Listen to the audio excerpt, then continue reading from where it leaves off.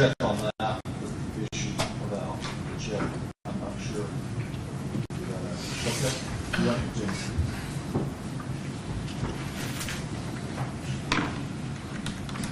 Now again, Mr. Moss, Athens Clark County Police Department, they do have procedures for the high-risk traffic stop. Yes, Is sir. that correct? Yes, sir. Why would they have procedures for that? Why would the police department produce procedures for their officers to follow? At most, I believe it'd be for the safety of the officer and the community, also accountability and professionalism. You also said accountability. That's Yes. why they do accountability. Now, okay, I want to talk to you about Tony Howard, police patrol car, that red SUV. Yes, sir. Now, when you come on the scene, did it look like Tony Howard car was according to the Athens Clark County Police Department high-risk traffic stop protocol? No, sir. If you had made that stop, would you would have parked your car like Officer Howard parked here? I may have done it a little bit differently. However, you have to also remember there's a totality of circumstances involved in this. You've got your environment that you're in. In other words, the environment, the lay of the land. You also have the unpredictability of where the individual that you're trying to initiate the stop on stops as well. There's a lot of circumstances involved as far as where Officer Howard's car is and where that red Suburban is, and I don't have all those facts and circumstances. To my knowledge, I don't have the ability to tell you whether or not his stop was according to our policy or not, based on the totality of the circumstances at hand. Young, if I may, I would like to show Mr. Moss State Exhibit 151 and 152, sir.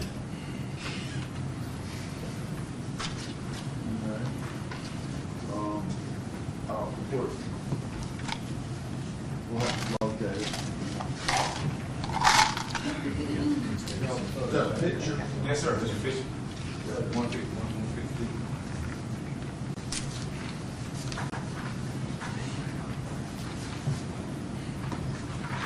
If you click it off the computer and I want you to Elmer, could I do what you want? I can, let's pull it out.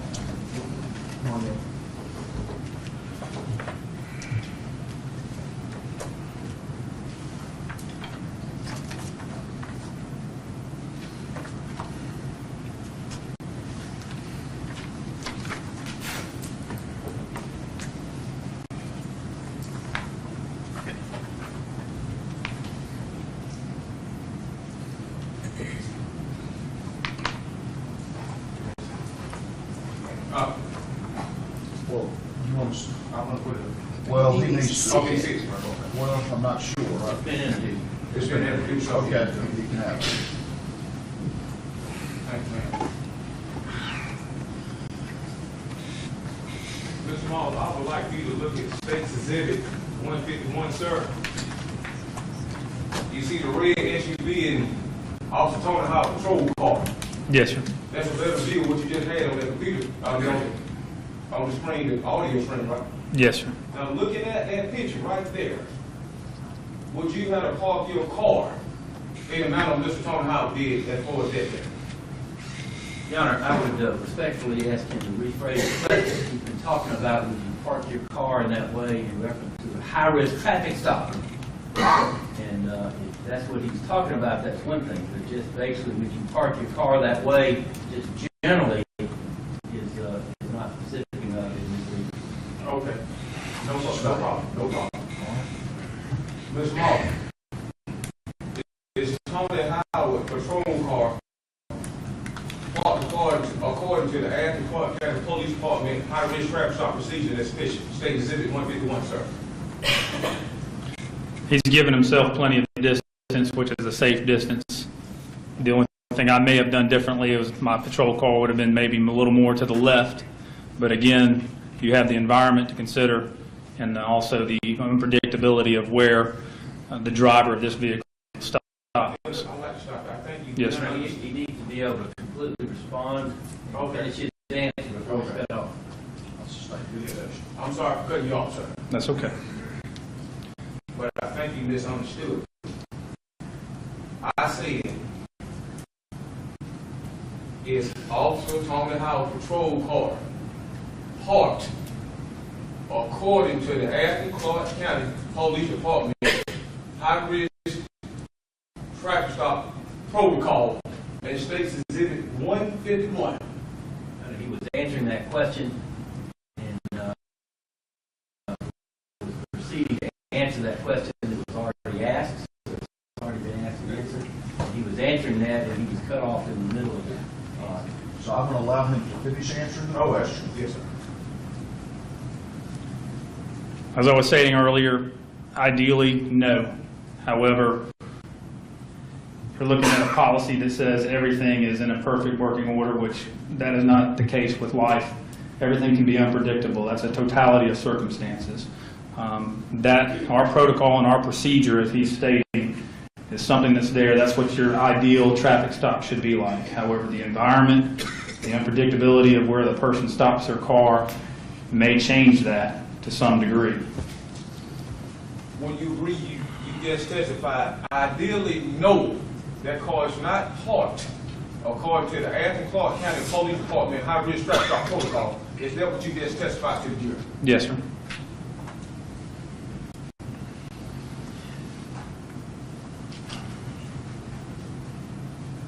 Would you agree that you have a procedure for officer safety? Yes, sir. Would you agree that the procedure is also for the safety of any members of the public who are around? Yes, sir. Would you agree that you are to follow the procedure as often as you can so that the public know you are engaged in official public business? As often as you can. Yes, sir. And is it also important to follow recognized procedure when confronting high-risk suspects as isolated as a carjacking suspect? Is it especially important to follow those procedures to protect yourself and the public? Yes, sir. No further questions, sir. Turn the lights back on, please.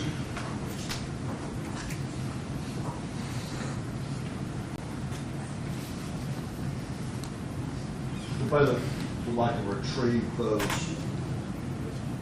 so that we keep them together? Thank you. Officer Moss, just to be clear, as far as your video in your car, is it always recording until it's activated one way or another? Yes. And when you activate it, what does it actually save on the hard drive prior to your activation? The 30 to 45 seconds of time. Does it save more than that? No, sir.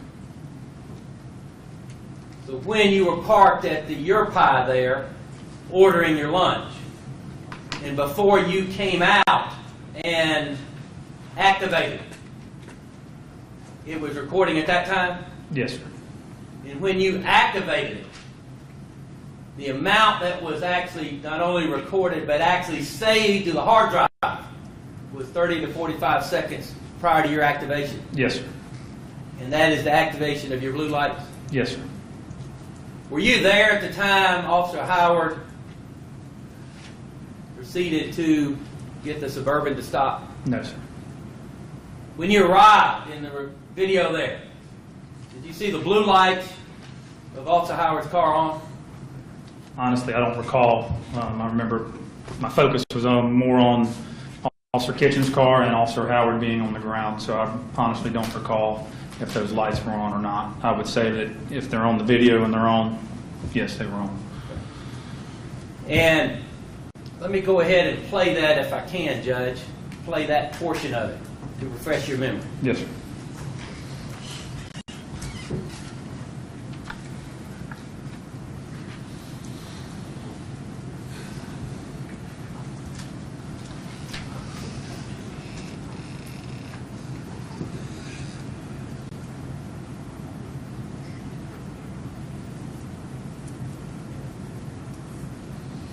That has a laptop leg turn on.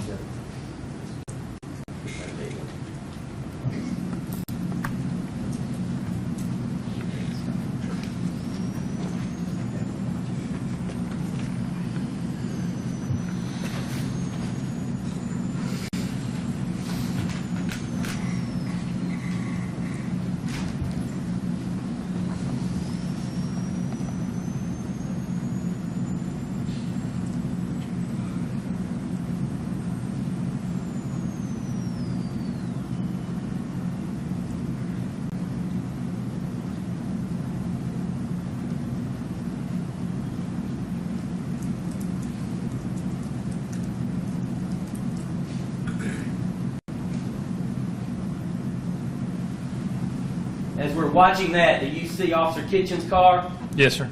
You see the blue lights going? Yes, sir. You see any blue lights going on Officer Howard's car? No, sir.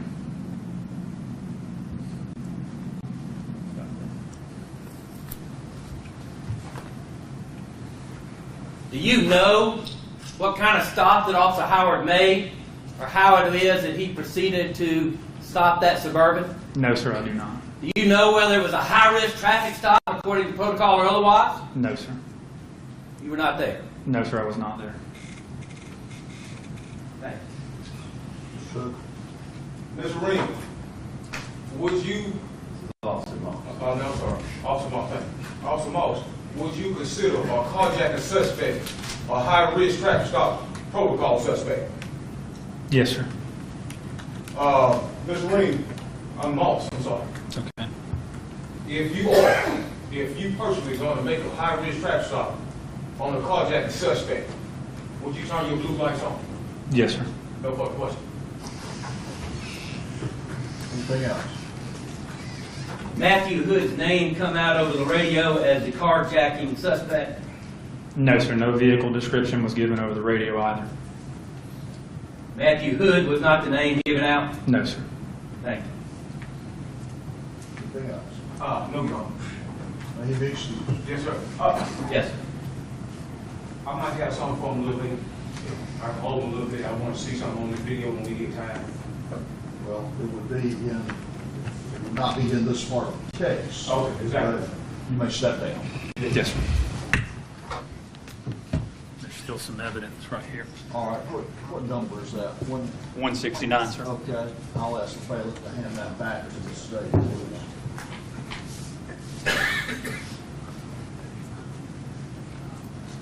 You may call your next witness. State and call Officer Tony Howard.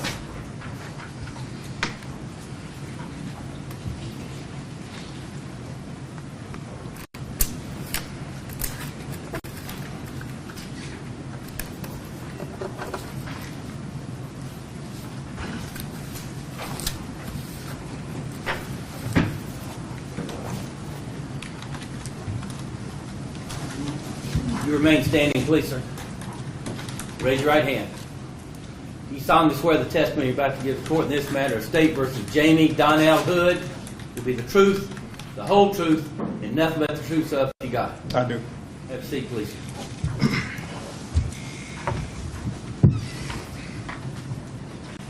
Would you state your name for the jury, sir? Tony Howard. And are you employed? Yes, sir. Where are you employed? Athens, Clark County Police Department. And how long have you been working with Athens Clark County Police Department at this time? Since 2004. And prior to that, where did you work? I started out with the Clark County Sheriff Department in 1993. And then I worked there from 93 until 2002. Then I moved over to the Athens Clark County Marshal Service.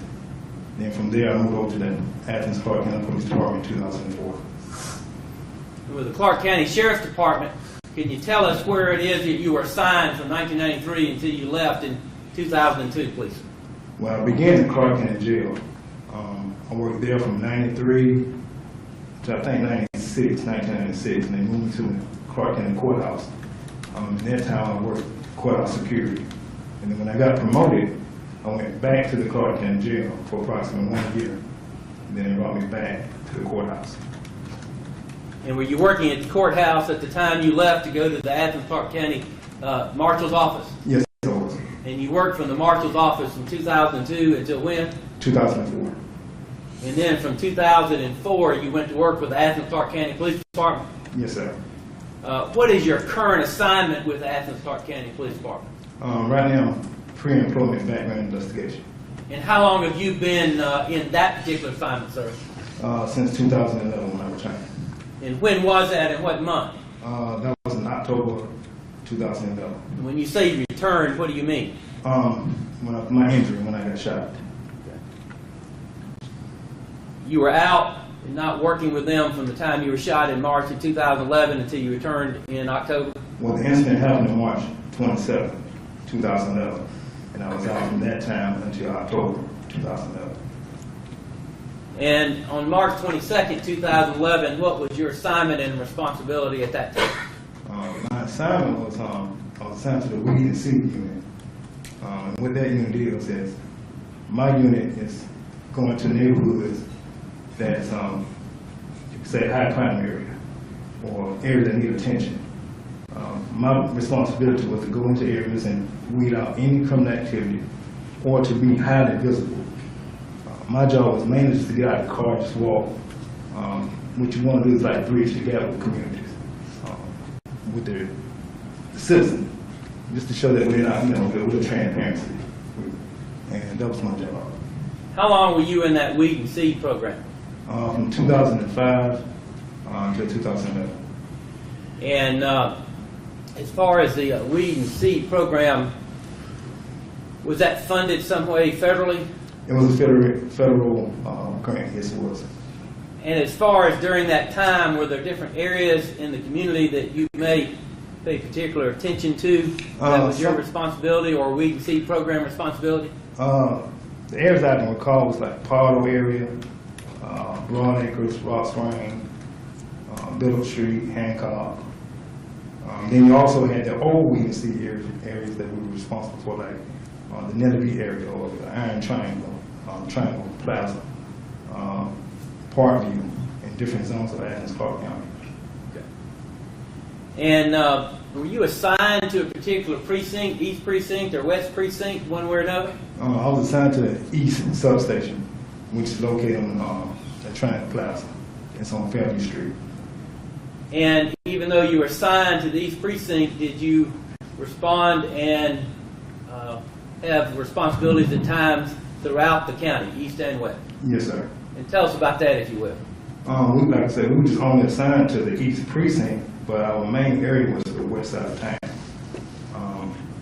Like I said, I would patrol Broad Acres in the area surrounding Rock Springs, which includes Baxter Street, Honeysuckle Apartments, also Cottage Place Apartment, Sycamore Drive, Parkview area, those type areas. And in March of 2011, were there other officers who were working in that program with you? SBO Jerry Johnson and Lieutenant Patterson. And Jerry Johnson, are you related to him in some way, sir? We're brother-in-law. Now, in addition, during that time when you worked, during shift change in particular, did you respond or have a chance to assist other shifts in any way? Yeah, at times when the shifts are short, the supervisor will call, our supervisor will call us and say, hey, could y'all help us out because we're short? And we would go take control of the zone, work the zone, or we'd just back someone up if need be. How about during shift change? When one shift was leaving service and another shift coming on, other folks may have been gathered at the precinct. Did y'all have responsibilities perhaps? That was almost automatic. You know when the shift changed, you had to keep your eyes and ears open and listen to the radio. A lot of times dispatch will automatically call you and tell you to go catch your call until someone come on to relieve you. And did you and other officers at times attend briefings before service? Yes, sir. Before, on different shifts? Yes, sir, we did. And why would you do that? Well, you also want to get updates. A lot of times we don't get updates. We can see them. So we'll go to the briefing updates and get different things like Baldo, be on the lookout for this person or that person, in and auto suspect, burglary suspect, people that have warrants on them. So we want to be updated on the information in case we come across those people. And from the time you got to the department, Athens Clark County Police Department in 2004 until you were assigned to Wheaton Seat in 05, what did you do? I was assigned to a shift, to the chin shift. Patrol, uniform patrol? Yes, sir, west side. On the west side. Okay. Now, where are you originally from? Athens, Clark County, here in Athens. And you went to high school here? Yes, sir, I went to Cross Central High School, graduated in 1985. Did you play any sports there? Football. And are you married, sir? Yes, sir, I am. And how long have you been married? I've been married since 2003. And what's your wife's name? Shouldn't be so holiday. And do you have any children at all? Yes, And how many children do you have? we have 4 boys. Okay. And are any one of those your and Shalisa's child? Yes, it is. And who is that? His name is Destin Howard. And the other 3, are they yours by another marriage or her by another marriage? It is correct. I have 2 older kids from a previous marriage, and also I have a stepson. Okay. Now,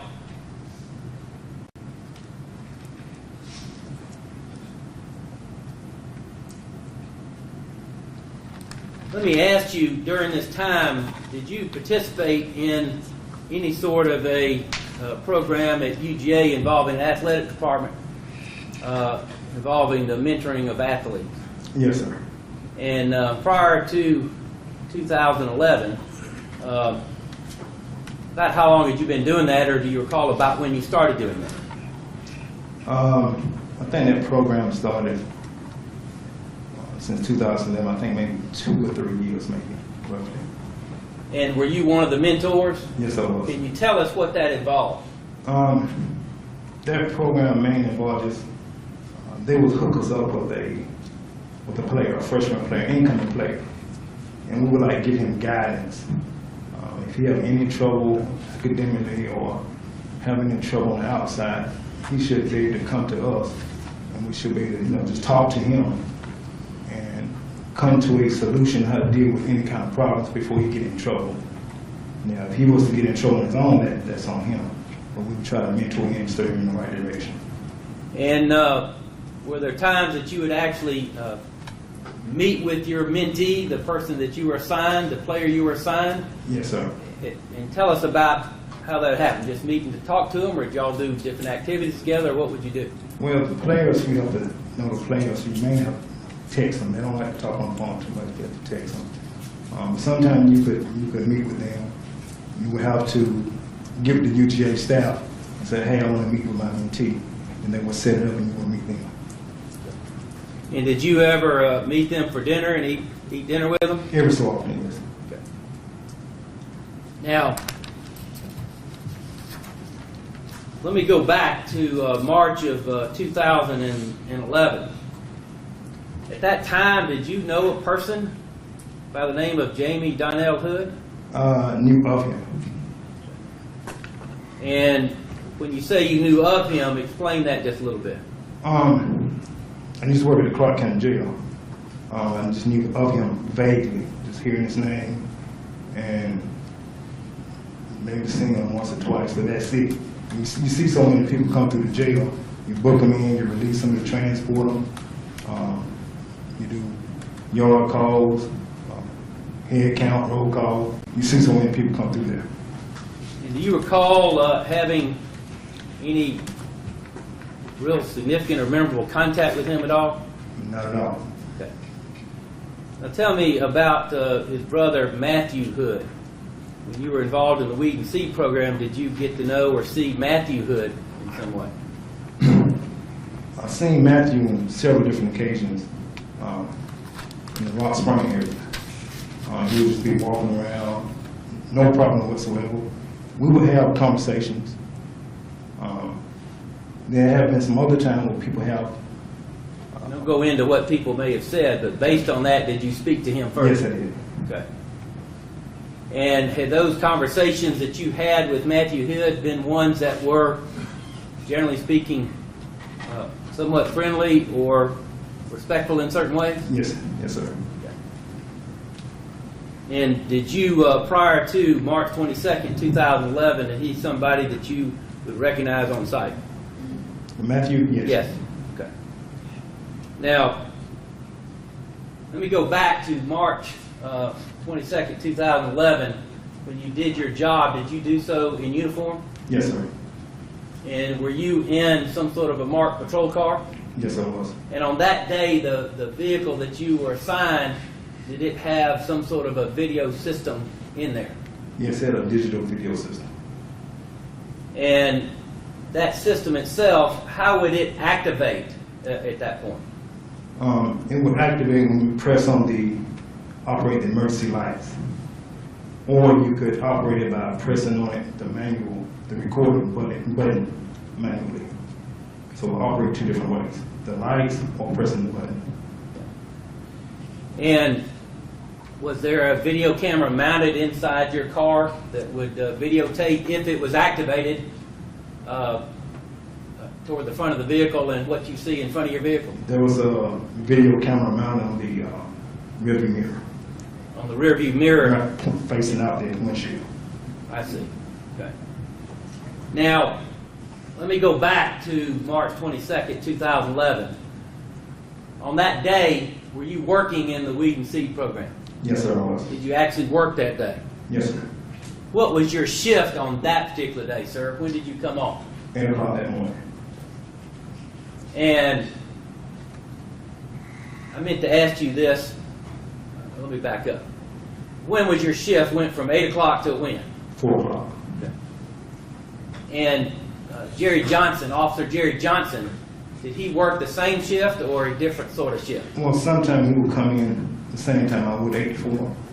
Or sometimes Lieutenant would have him come in at a later time, 10 o'clock or 12 o'clock or 2 o'clock. And I meant to ask you, how are you and Jerry Johnson related as brother-in-law? We're married to 2 sisters. Okay. So your wife, Sherlisa, is a sister of his wife. Is that correct? That's correct. Okay. Now, on that day, you came on and were working an 8 to 4 shift. Can you tell me basically around 1 o'clock or so, did you hear any kind of call go out about some sort of a kidnapping or so on the east side? There was a call come on the radio by dispatch. So Bolo kidnapping. Normally when they do a Bolo, they'll do it east side and west side. And they also said they're going to look out for Jane Hood. So I was already on the west side. So what I did at that time, put on my car computer, my MDT. What is MDT? It's the car computer which give us IDs. Also dispatch can send us calls on the computer. We can also look for mapping information. We can write reports. We can do all that on MDT. So what I did, I typed his name in on IDs to see who Jamie Hood was. I had an idea, I didn't really know. So I put it on IDs and his picture popped up. So I did that to see who I was looking for, who they said would be on the lookout for. And basically following that, did you have some sort of an area that you may be looking at? They advised to be on the lookout in the area of Sycamore Drive, Cascade, apartment complex in that area. And so after retrieving that information, either from your MDT, your computer in your car, or from dispatch, or both, what did you do?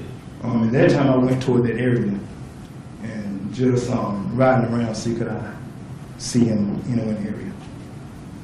And when you say you're riding around, did you go down Sycamore from Broad, or did you get to Sycamore some other way? From Broad Street.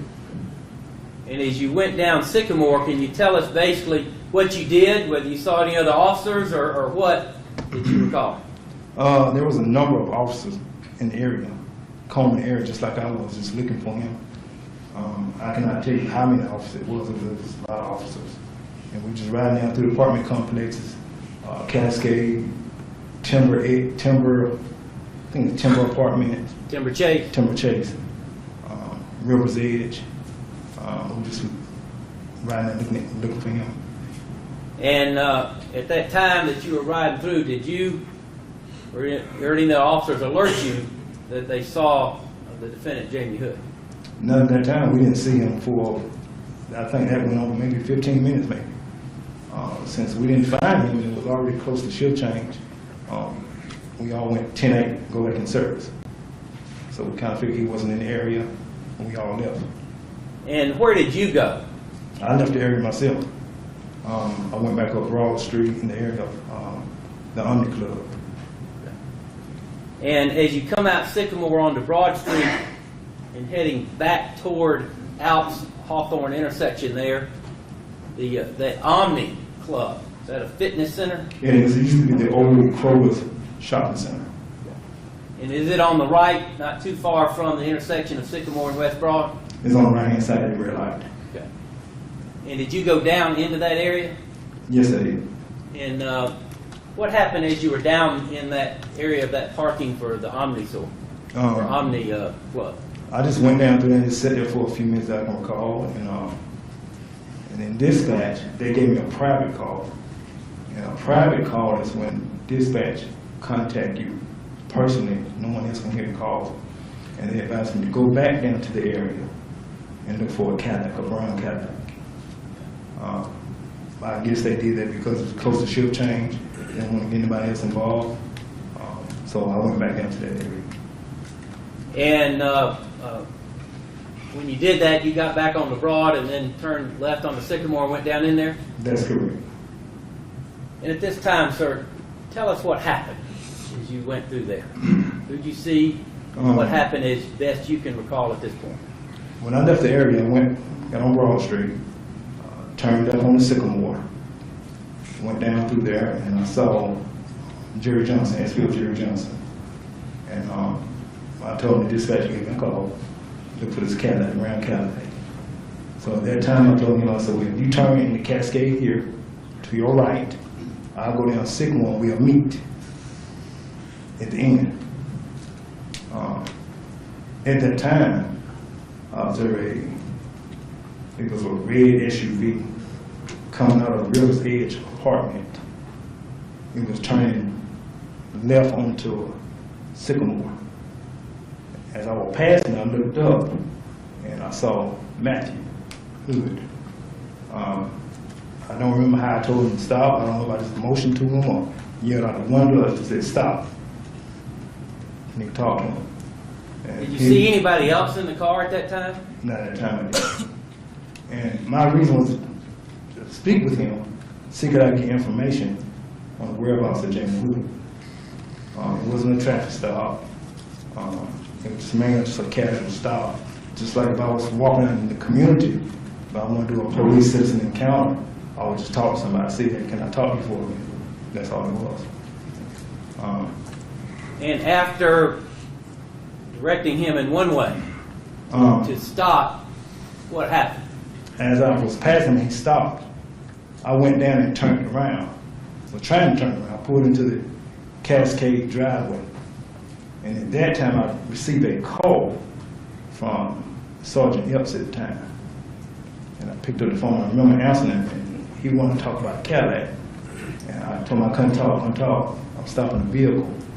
So as I put the phone down, and I was finna get him called out and tell Central where I was at. And at that time, Fixing to do what? Call out to dispatch On your radio? on my radio to let them know I'm making a stop. Just let them know where I'm at. Like I said, it wasn't a traffic stop. And at that time, I observed a suspect jump out the passenger side of the SUV, and immediately I recognized it was Jamie Hood. You recognized him from the picture you pulled up or from some other tape case? From that picture, I had just pulled it up on the MDT. At that time, so he was not running away, he was running towards me. He was running or He walking? was running towards me. So I'm in my vehicle, trying to get out the seatbelt and talk to my radio at the same time. But at that time, it happened so quick, he was at my driver's side door. And at that time, I reached out to Jamie and I said, stop. Well, I thought I had a good enough grip on him, but he broke the grip. And he kept running back toward the end of the vehicle, which I thought. Because at that time, that's when I'm turning to see which way he went. And which way did you turn for the jury and for the record? Over your which shoulder? I turned on my right shoulder to see which way he went. I didn't see him. And it's just instant, I felt a sharp pain to the left side of my face, which I thought he had struck me with his fist. And then what happened? And then seconds after that, I heard a gunshot.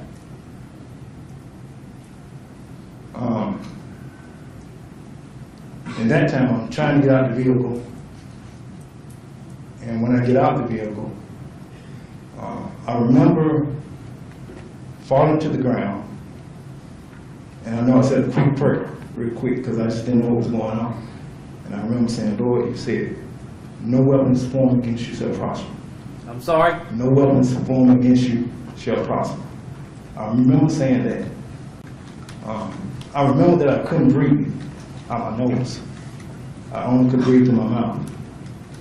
And I heard Gerald Johnson come up and said, Tony, stay down, don't get up. And that's basically all I remember. Do you recall hearing any other shots after you felt the sharp pain to your face and then heard a shot? I only recall, I think, it was one shot at the time. You don't recall hearing any other shot? No.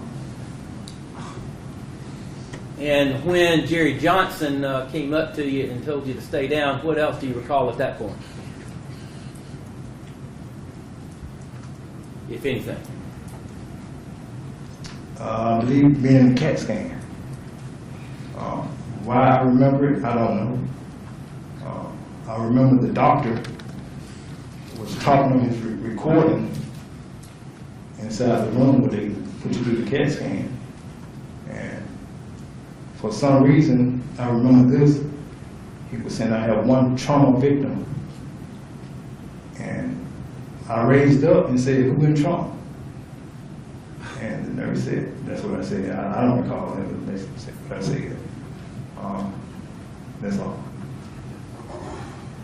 Going back as best you can remember, sir, when you were proceeding to radio in, you said you saw a person get out of the passenger side of that SUV. Is that correct? Yes, sir. At what point did you actually recognize that being Jamie Hood, and where was Jamie Hood at the point in relation to your two cars? I recognized him when he was in the front of my vehicle,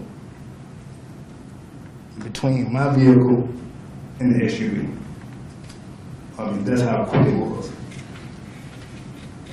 He was not, like I said, he was not running away from me. He was running towards me. And when he was running, did you see basically how he ran in relation to your driver's door and window? He ran from the front of my vehicle around to my driver's door. And that's when I grabbed him. Was your window down? My window was down. And did you reach out with both hands to grab him? Yes, I did. And do you recall actually grabbing him Yes. momentarily? Yes, I remember grabbing him. And he was able to break free? Yes. And after doing that, could you tell at that time which direction he was going, or did you believe he was going? I believe he was going back toward my vehicle, running away. Toward the back of your vehicle? Yes, which I thought. And is that why you turned from your left over your right-hand shoulder? To see which direction he was going. And as you were turned, is that when you felt the pain to the left side of your face? I felt the pain as I was coming back. That's when I felt the pain. So you turned and started coming back, and that's when you felt the pain? Yes, sir. And sir, what injuries did you sustain on that day? I was shot in the face. I don't know if you all can see there's an indentation right here in my face. And the bullet exited on this side of my face. also shot in the back. The bullet, it went up under my vest and executed. Your Honor, may the witness step down and demonstrate and show more closely to the jury exactly the spot that he was shot, that indentation in the exit.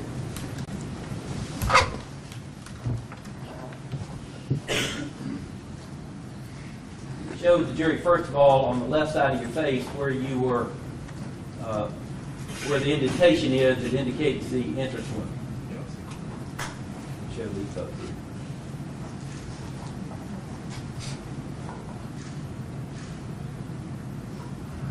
And now turn and show the exit wound, if you will, of the location.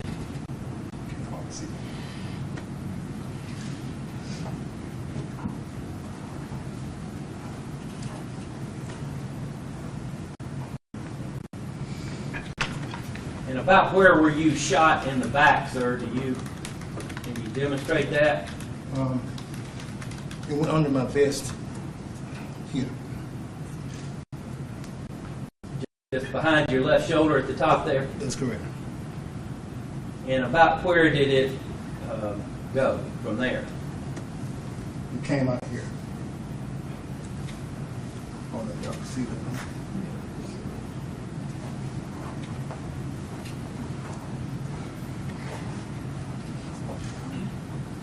Thank you, sir. If you can take a stand, with your Honor permission.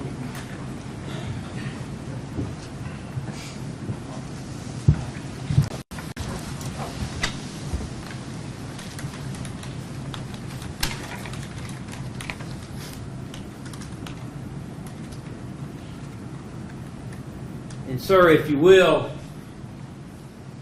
can you tell us those injuries that you sustained, are there any sort of residual effects that you still feel and notice at this point? At times, I lost 25 to 30% of my hearing. Of your hearing? Of my hearing, because it's the sound busted my eardrum. At times when I have headaches, sometimes it feels just like I just got shot. And my back is still tender once I touch it. About how long were you in the hospital, do you know? It was from, incident happened March 22nd, which is a Tuesday. And I believe I got out on that Monday afternoon. The next Monday? Next Monday, yes, sir. And you were not able to go back to work until October of 2011? That is correct. And from that time you moved into a different assignment? Which is pre-employment background investigation. Which is what you're doing now? Yes, sir.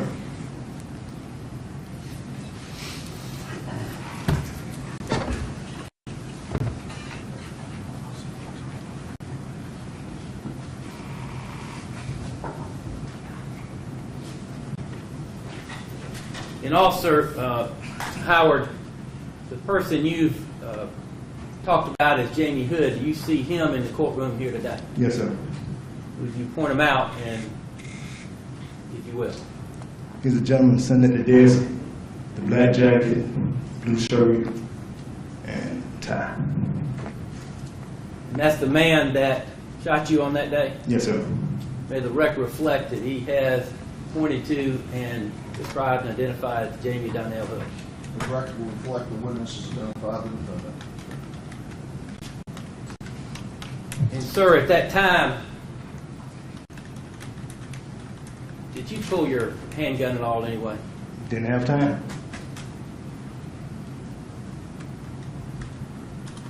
And at that time, do you never mind, I'll strike that. Thank you, sir. That's all I have. And across the name.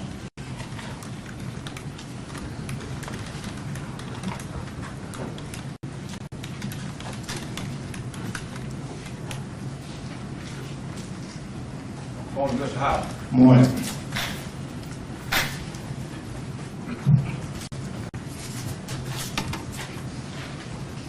How long you been in law enforcement, Mr. Howard? 22 years. What year you started, Mr. Howard? 1993.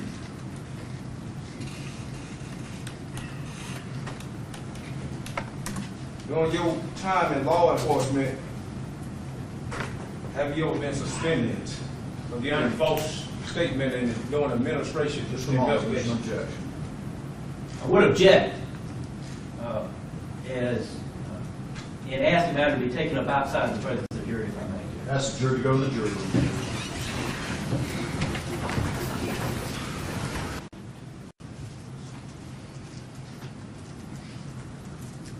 Yes. I would object to some sort of fishing expedition as far as cross-examination to ask questions. First of all, the way you'd be doing that is not proper. We've not been provided any information whatsoever that Officer Howard was ever suspended. He was basically asking, have you ever been suspended for providing false information or false report or false statements and all anything like that? And that is not the proper way to do any of this whatsoever. We've not gotten anything in discovery about anything like this whatsoever. Yeah, Judge, I got Mr. Howard's record, but he was suspended for making false statement during an administrative investigation. And he was also had to have counsel for threatening to hit some officer in the head. He said, it's on April 20, 2011, Deputy Lindsay gave Corporal Howard the finger and said, fuck you. Corporal Howard told Deputy Lindsay, you ain't gonna whoop my ass, I'm gonna whoop your ass. Because I'm not going to I would object to him saying that if he wants to provide that to court to review. I would respectfully object to him doing that and saying that. That has not been provided. Let me ask this question. Did you provide that to the state that you were supposed to show? Judge, it was in them boxes that you sent me when I first started representing myself. I had, again, I'm locked in the jail cell all day. I can't get this stuff. I don't see why you want to hide the truth for. Your Honor, I would object to his comments to me to continue to do that. Stop. He's addressing this, Stop. addressing me. Stop. Mr. Hood, you're talking to me. Yes, sir. Only. Yes, sir. And I'm going to ask Mr. Malden not to interrupt. Talk to me. How did you receive that evidence? When you allowed me to represent myself, you instructed them to bring all the boxes that they hated. I got maybe almost 4,000 or 5,000, just say approximately. So you're saying you got it from the state? Is that correct? In them boxes, they come by the stuff. You want me to look at what you have? Yes, sir. Yes, sir. Okay.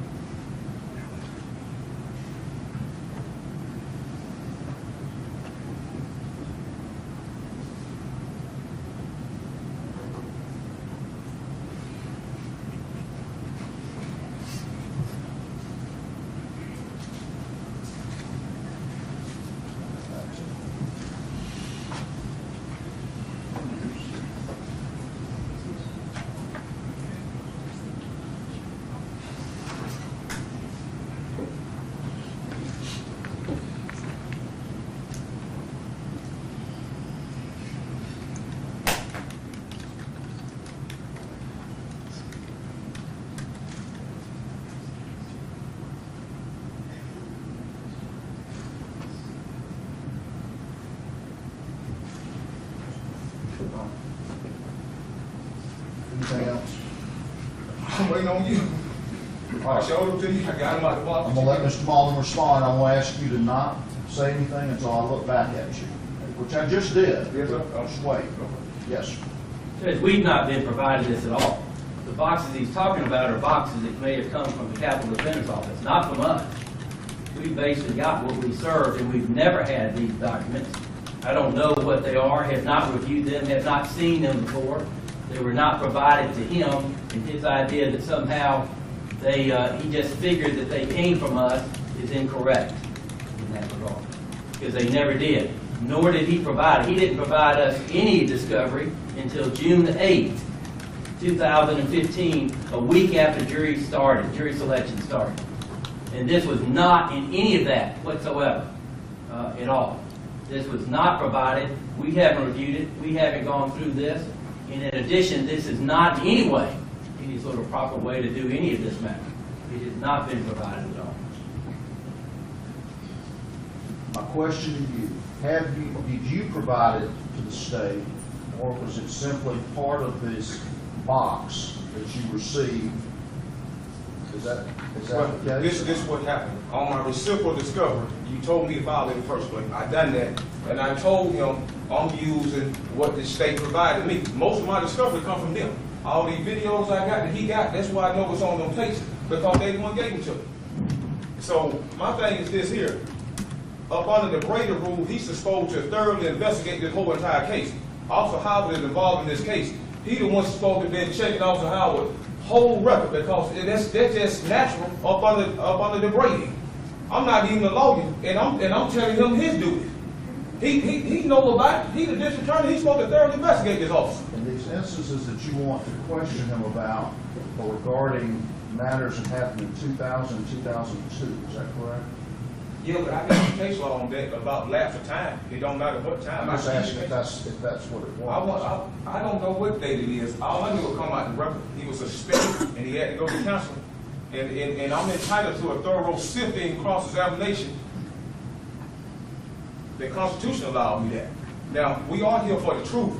Mr. Marlon Seabold records, I don't know why he see him and talking about don't say that about it. Why? Hide what's really going on.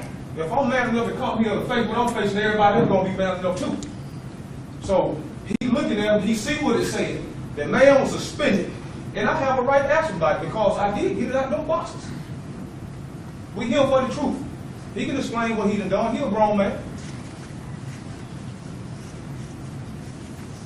Was there a pleading that referenced this incident filed by the defendant? I'm trying to recall.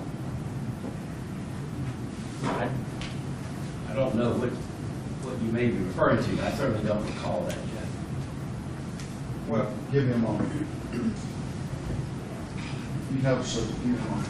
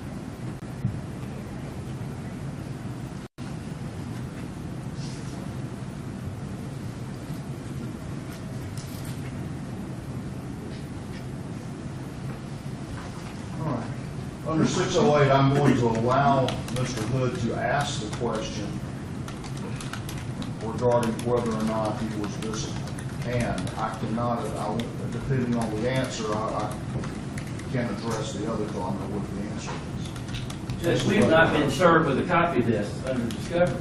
We were never served with that at all. We weren't provided that or given notice that anything was going to be used.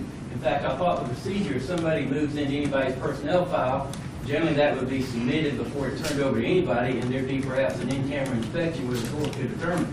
There are two different documents here. as you're doing that. One of them talks about a Deputy Lindsay and what Deputy Lindsay may have said to Deputy Howard. What Deputy Lindsay may have said to Tony Howard.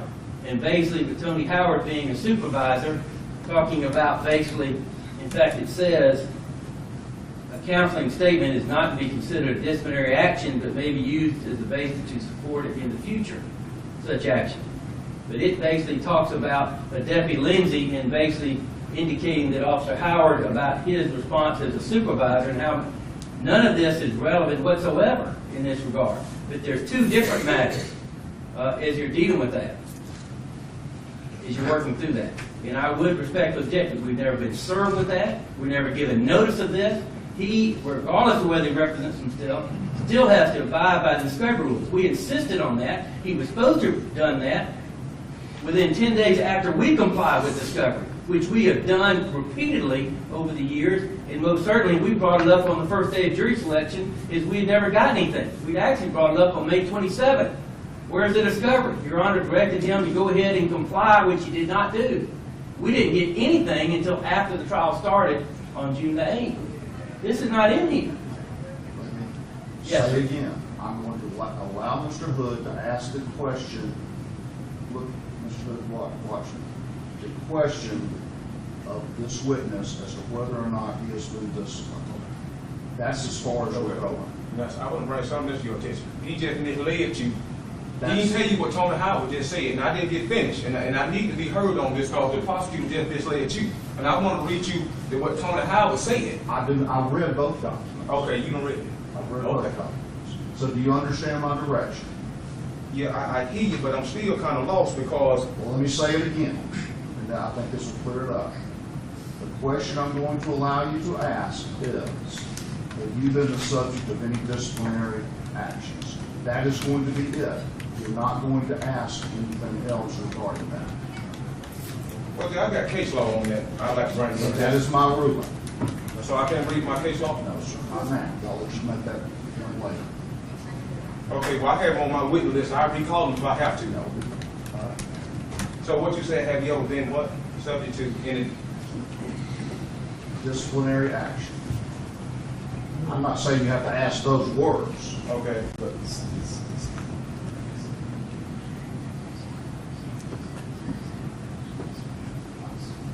Well, how about the word suspended? disciplinary actions concerning false statements. Okay. Have you ever been, what word you said? I want to use in your text. Disciplinary actions concerning false statements.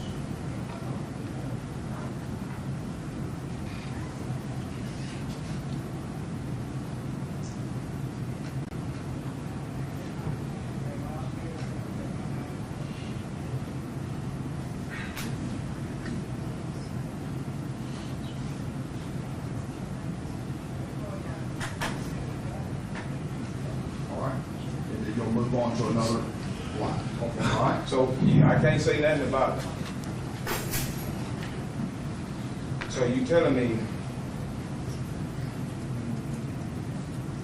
because this You can cite your case if you want. I'll let you cite your case now. yeah, okay, I'd like to cite that case in for the record.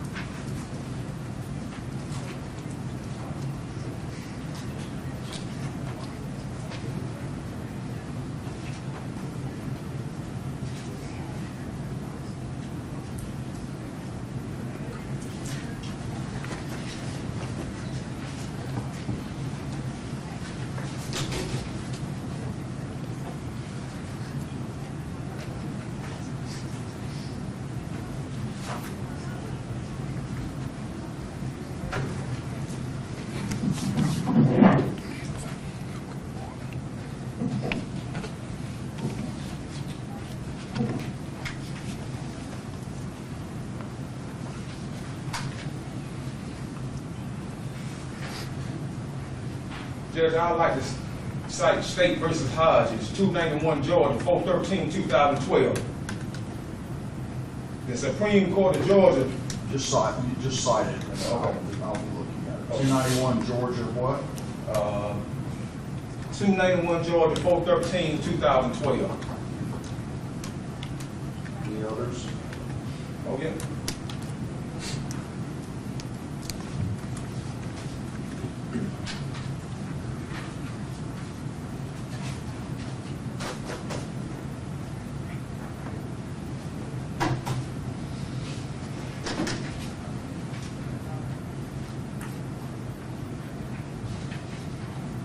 I'd like to cite U.S.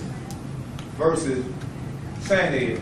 Hold on, Sanez is spelled U.S. versus S-A-E-N-Z, 179 Federal 3rd, 686, 189.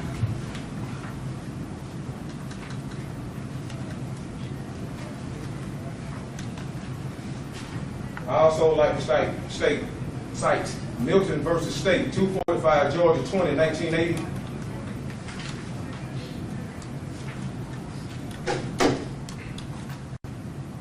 And what do those cases say? Okay, the first one, State versus Hodges, said in general, a murder victim's reputation for violence is irrelevant and inadmissible in criminal proceedings. But it may be offered as evidence upon the accused making a prima facie showing that the victim was the aggressor and was assaulting the accused, who was acting to defend himself.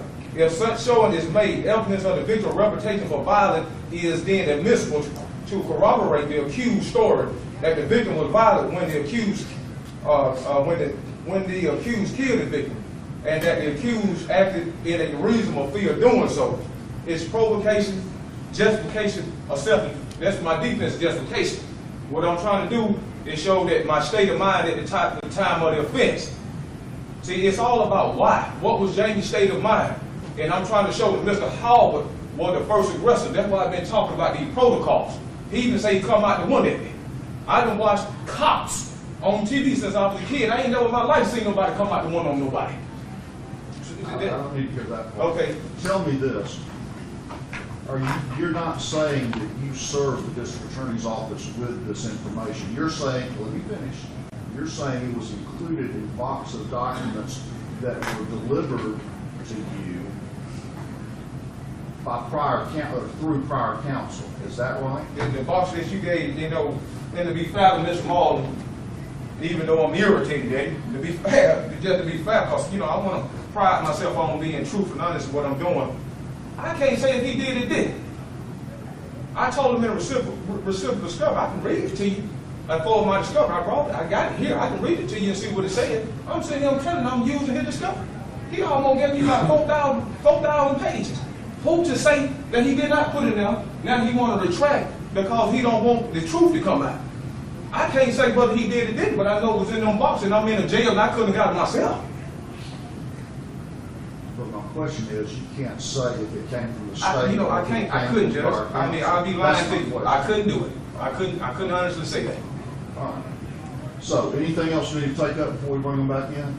Just one moment, Jeff.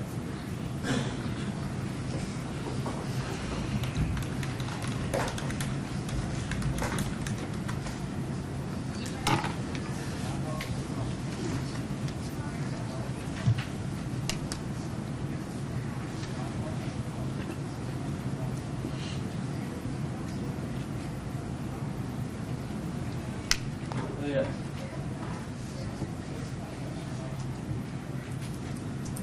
Yes, sir. Be clear, to ask that question, he cannot get into any facts, date, location, anything like that. That's correct. Thank you. It's clear. All right. Let's see if we can come back now.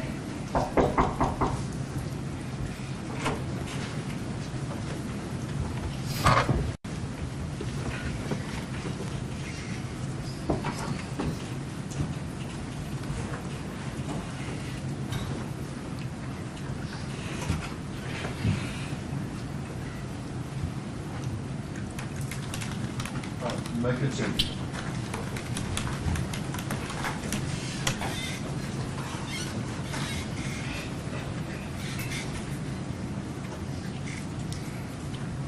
Again, Mr. Howard, when did you start working for law enforcement, sir? 1993. 1993. Mr. Howard, have you ever had any disciplinary action concerning any false statements? I have been, yes, And you working at the Athens Clark County Jail, sir? That you started off at, in 1993. 1993. You recall seeing me at the Athens Clark County Jail, correct?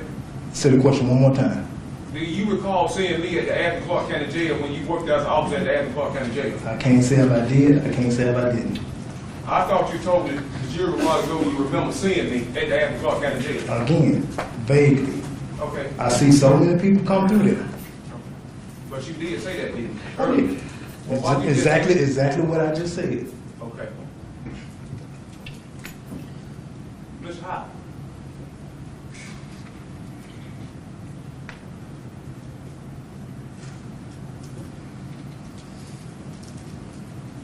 Do you remember physically beating me when I caught you having sex with that preacher wife? No.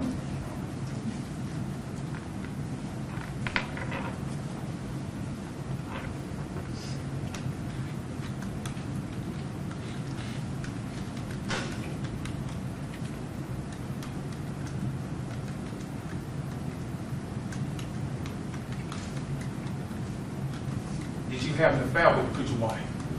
I would respectfully object to that. That's not appropriate at all. Let's sustain that objection.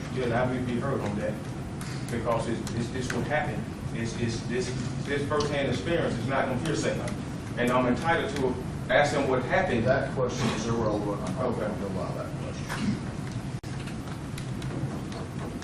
Do you recall putting me in handcuffs and pushing my head into the wall and choking me and telling me I better not tell nobody? No.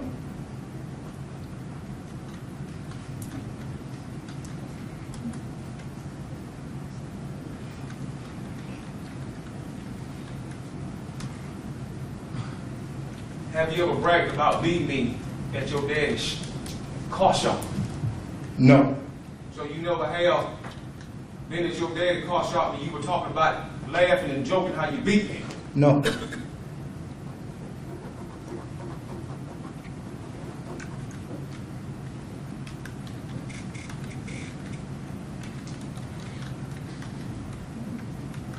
Do you have a stepmother named Miss Aileen Howard?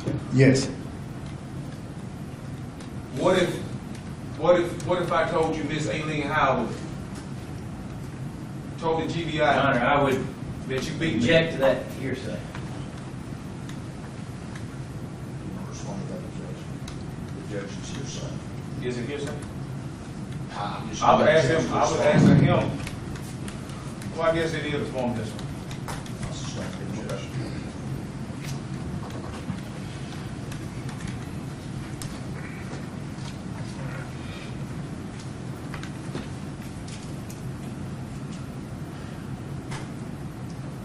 But you do recall being at that county jail with me, don't you? I started there in 1993. I see people come and I see people go. I said, me. I don't recall you. Like I said again, vaguely. When you say you don't vague, you got me lost. Did you see me, yes or no? I don't recall seeing you. I could have, I could not. Why did you testify earlier that you recall seeing me vaguely? If you saw me vaguely, that means you saw me, Mr. Howard. Isn't that correct? Can I answer? Yes, sir. Do you know what vaguely means? Do tell your It's broad. It's real broad. I see a lot of people come, I see a lot of people go. I have people came up to me and say, didn't you see me when I come through there? I said, I don't remember. You could have. I could have talked to you. I don't know, I just don't remember. Fair enough, Mr. Howard. Fair enough, I'm gonna move on from that. I ask you to move that microphone. You can see where it would move it about that far away from Okay. the if you don't mind. Thank you.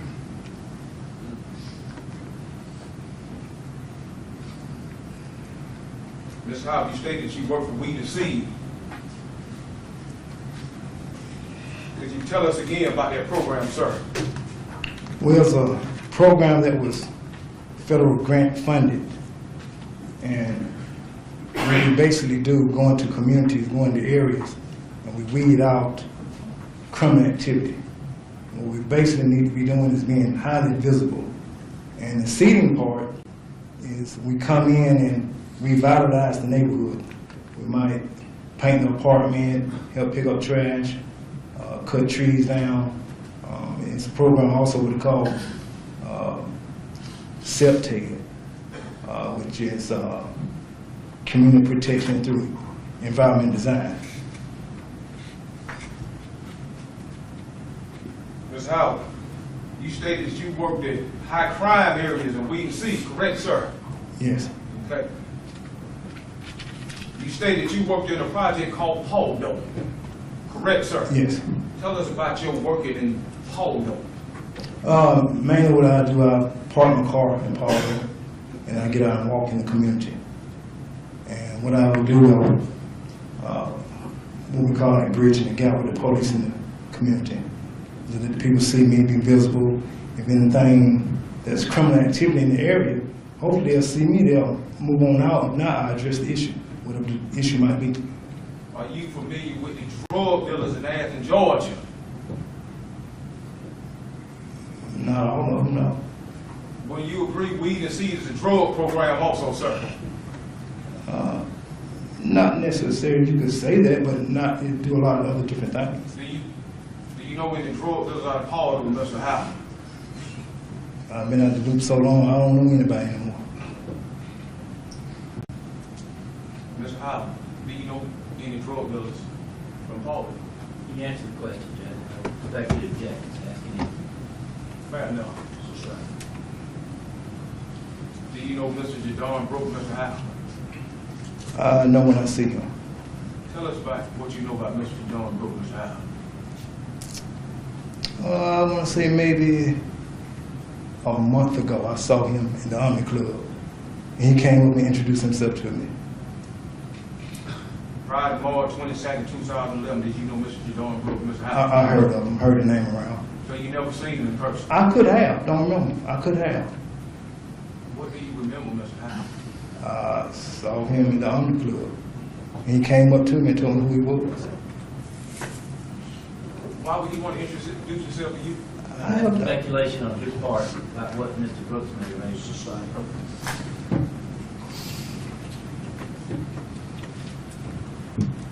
You say you did work Poldo. Are you familiar with Jadon Brooke selling any drugs out of Poldo? He just came up to me and introduced himself to me about a month ago. How about Mr. Kenyatta Campbell? Do you know him to sell drugs in the area of Poldo? I've heard. You heard. Tell us what you heard about that drug dealer. All that's hearsay. That's right. The extent of the hearsay, that's the same. Okay. But you did hear about Mr. Kenyatta Campbell selling drugs in Poldo. Street talk. But you heard it though, right? Street talk. But did you hear it? You answered the question, Judge. So when a police officer hears street talk, that's why the police go investigate and catch people. They hear street talk and they go find out what's going on. Well, You hear people talk. We hear things all the time. Some of the stuff is not true, some of the stuff is true. But you don't go investigate, correct, sir? You don't, per se, go immediately investigate. You would just take that and go with it. If you see something going on in the neighborhood or area, you would work on it, you would deal with it. If not, you just pass the information on to the drug unit. After you heard the hearsay about Mr. Kenyatta Campbell selling drugs, did you go investigate that? No, Why not? because I didn't know him that good. I didn't know him like that. So you got to know a person before you go investigate somebody about some drugs, that's what you telling them? No. You misunderstand. If someone comes to me and say, Jamie Hood over there selling dope, I say, okay. And then if I come across Jamie Hood, and if I see Jamie Hood doing something suspicious or out of ordinary, I would talk to him and investigate myself. So before you go investigate, you got to have a name on it. I would like to have a name. Well, law enforcement, do it matter if you got a name, you don't know the person, they're doing something wrong, ain't that your job to go get them? Yeah, but I need to know a name, where I'm going. So when you pull something out over in the car, riding down for a speed ticket or something, you got to know their name when you pull them over? No, not supposed to. Well, what the difference between? I'm trying to figure out where you going with this. I'm gonna make it easy for you. Them your drug dealers, they pay you, that's why you go investigate. Your Honor, that is absolutely inappropriate and argumentative, and there's absolutely no basis for any of that for him to ask a question like that. Objection is sustained. Well, I'm trying to figure out, Judge, he heard him selling dope, he won't go investigate, but I'm wondering why. Your Honor, that is not a question, and I would object to Mr. Hood basically making comments like that. Ask the question. That's how. You say you don't weed to see you, right? Yeah. You know when the feds in town, or when they gonna do a drug, but you don't you? No, unless they contact me, But is it? or maybe a supervisor or another officer come to me and say, hey, so and so in town, we need you to go help out. That's the only way I would know. I just want to know. But if somebody come, have anybody ever come to you and told you that the feds or somebody in town, they grabbed enough drug dealers and you participated, have they ever happened to you see? I would object to all of that being irrelevant to the issues in this particular trial and what happened in March of 2011. And I would object to that. Judge, it's relevant. He the one brought up weed to see that wasn't me. That's what he sat there and asked him, and I'm tired of him crying about the Your Honor, I would questions he object and ask a matter take up outside the presence of this jury. Excuse me. I can hear without shouting. Yes, Is that clear? yes. I'll ask the jury to go to your.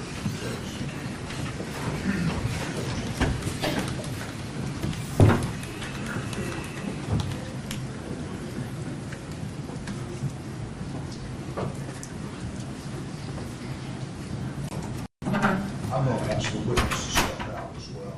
Yes.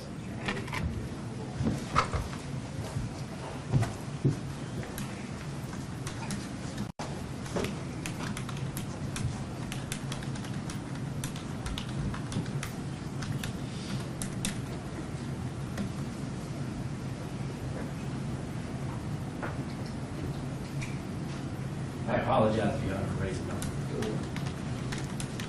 My objection is to his repeated references to me or to the state in that way and talking about other matters is not the appropriate way to do.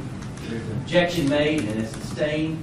They need to continue to make comments and continue to basically make statements of the nature that he made here in this courtroom, and it's continued to happen, and I would object to it.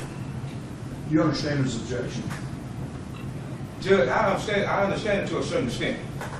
Okay, let me explain mine. What irritates me, he's sitting here and he asking me, I'm sorry, you right, I gotta get that. What irritates That's the problem. Yeah, you're right. Understand? Look, you're right. What irritates me is he getting up here on direct examination and asking them questions, and when I come behind him, oh, Judge, he can't say that. If he open up the door and I don't see what I'm doing wrong, yes, I got to chill out with these SS comments. But if anything come after that, I don't see what I'm doing wrong. These just logical, relevant questions. We here for the truth, baby. What they probably keep jumping up and hollering? You finished? Yes, sir. Okay, I'm going to let Mr. Malden respond, and I'm going to ask you to not say anything Yes, sir. until he's responding. Yes, sir. As he did with you. Judge, there are rules concerning hearsay, there's rules concerning relevance. And me asking him about what area he was in and working through, we can see generally what that does, to not open the door to come in and talk about everything that he may have done from the period he began in Weed and Seed until which time this event happened in March of 2011. And that's what's irrelevant when he starts talking about you're familiar with federal investigation, you're familiar with this, and you're familiar with that. And start talking about all of that that may go on, had nothing to do with what happened on March 22nd, 2011 whatsoever. Where he may want to go or thinks he may want to go, I have no idea. But it's not a fishing expedition simply because he indicated he worked with Weed and Seed for a period of time. Young, I'm not on no fishing. This would explain to the jury why he didn't get on their radio. This would explain why that camera ain't on. See, I know some stuff that don't nobody else know. And me and Tony Howard know it. See, that's what I'm hitting at. What made Jamie do that? Why Tony Howard didn't follow the protocol? I've been saying the same thing almost 4.5 years. But everybody trying to stick a needle in my arm and draw me up. This case supposed to have been over with 2.5 years ago. I'm sitting here and told him what happened. And Judge, it's all about my state of mind. Why in the world Jamie Hood shooting a daggone police? Something wrong. And it just wasn't Jamie. I done told you my part. And it's a daggone shame they trying to hide theirs. All right. Here's where we're going. This is what we're going to do. We're not going to have these shouting matches. Yes, sir. With me or anyone else. When the state makes an objection, you're going to stop.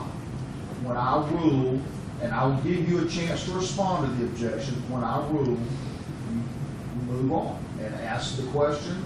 If I sustain, ask another question. If I sustain it, they'll be instructed to, if I overrule the objection, they're going to be instructed to answer. And then we're going to move on. And we're not going to have this issue coming back forth. I don't know what you're going to ask, so I can't sit here and predict what I'm going to do until it is asked. Yes, sir. But I will tell you this, irrelevant questions, that is a valid objection. Ask and answer questions is a valid objection. Asking the same question a different way is asking the same question. So, and I just need to make this statement. Asking the same question in successive times in hopes of getting another answer is not what we do. So, if they answer it, well, you may not like the answer. Mr. Malden may not like the answer. You have to ask another question, not the same one. I think I'm just trying to lay it out. Yeah, I think I've been pretty fair when you tell me to move on. That's See, right. Judge, you ain't the one stopping me. See, when I go talk about certain things, he jumping up how irrelevant. He can't say it's irrelevant. The judge, like you say, you don't even know what I'm going to Well, say. he has to, here's the thing. I really would prefer not to have talking objections. I would, unless I need information, I'll ask for it. If the objection is relevant, and this works both sides, make that objection. If there's something else, if it's hearsay, that's all that needs to be said. That's perfect. All right. If I say something, he, you know, like you said, just do it the right way. Just don't say nothing. And just that. I'm gonna do better on my behalf. But as you know, I've got to address it. Yes, sir. Yes, sir. Any questions? Yes, sir. All right. We ready to bring the witness in and the jury? All right. Ask the witness to come back in.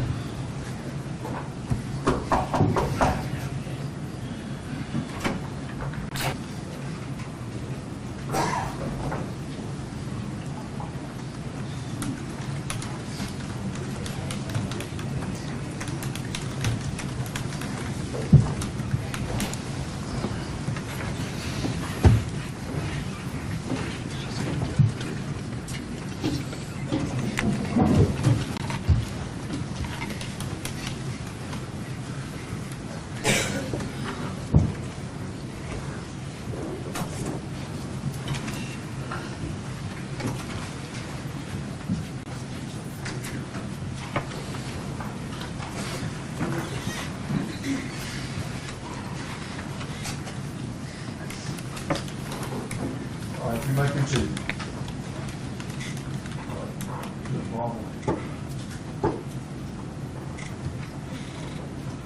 Here, you need water, dog? I'm good. So, Mr. Howard, you want to Paul, Rock Spring, Nelly Beach, you worked all those areas right there in Wheaton City, sir. Yes, sir. When you agree that those drug areas, They were high crime areas. so when them drugs sold in them areas, The drugs here and there. have you ever arrested anybody for drugs? Have you ever made any drugs arrests? Yes. Okay. Now, you stated that you was on the phone with Officer F on March 22nd, 2011, that's correct? That's correct. Now, don't Officer F work for the drug unit? And I'm talking at that time, he was working for the, he was the crime emergency unit. Well, Mr. Epps called you that day and y'all were talking about undercover drug, but he'll ask you to look at a person who died and you help identify and they lock him up. I remember him calling me about a Cadillac.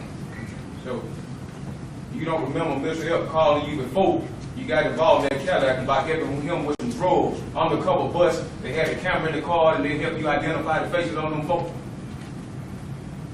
He could have. There was so much going on that day. But I distinctly remember him calling about that Cadillac right before I stopped Matthew. Yeah. I'm talking about these drugs. So why would Mr. Elk call you to help him identify people with drugs? Well, people call me all the time to come over and help identify people. Like they would call any other officer. Because maybe they might not know him, but I know him. And vice versa. Mr. Elk called you by radio or did he call you by cell phone? It was by cell phone. Why would he call you by cell phone concerning some drugs? I'm not understanding your question. Okay, you had a radio, you was in uniform that day with your radio. That's correct. Correct. Mm-hmm. Why would Mr. Elk call you by cell phone instead of your radio on March 22nd, 2011? That's what the officers do. We call each other by cell phone or radio when it was convenient. It could be a lot of traffic over the radio. So you don't want to tie the frequency, so just call someone by cell phone. So, but y'all were talking about drugs that day, wasn't We was talking. It was about that Cadillac, and it was about he wanted me to come and identify somebody. it? Okay, fair enough, Mr. Al. Fair enough.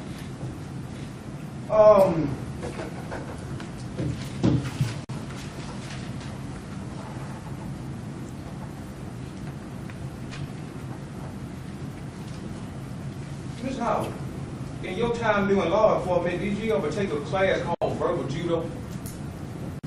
Yes. Could you tell me what verbal judo means? Verbal judo is when you come in encounter with someone, you could probably talk to them, and if the situation is pretty heated, you could use words or phrases or whatever to calm them down. That's basically what it is. When verbal judo is a class that officers take to learn how to interact with the citizen in a rational manner. Is that correct? That's correct. Okay. But the class is consisting on yelling at people, how you talk, you don't yell or holler. Is that the purpose of verbal judo? Yeah, but you have officers sometimes, or people will still yell at people at times, depending on the situation. Every situation is different. Now, I understand, but I think you misunderstood. Sir. I say is that verbal judo class is all law enforcement officers take it to learn how to talk to people from keeping stuff from blowing up, because a police officer might deal with drunks, crazy people. The purpose of that judo class is learn and teach the officer how to diffuse a situation and keep from blowing up. Is that correct? That is correct, but sometimes verbal judo don't always work. Yeah, but I'm talking about the class of why they give the officer to teach the officer to do it the right way to keep this type of thing from happening. Is that correct? They don't so much teach you as that, you know, that's a tool you could use. But they do teach it to you, right? Yes. Okay.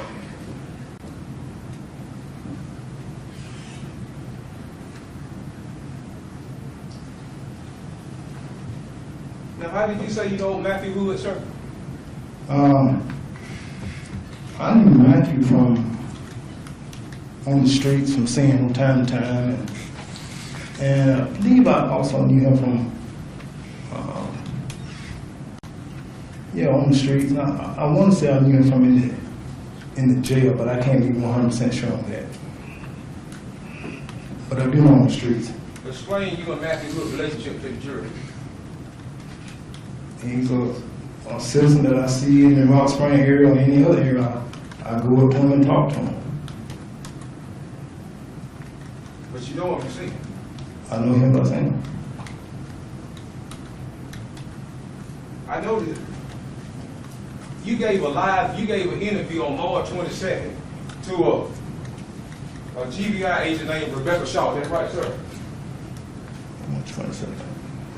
A live interview?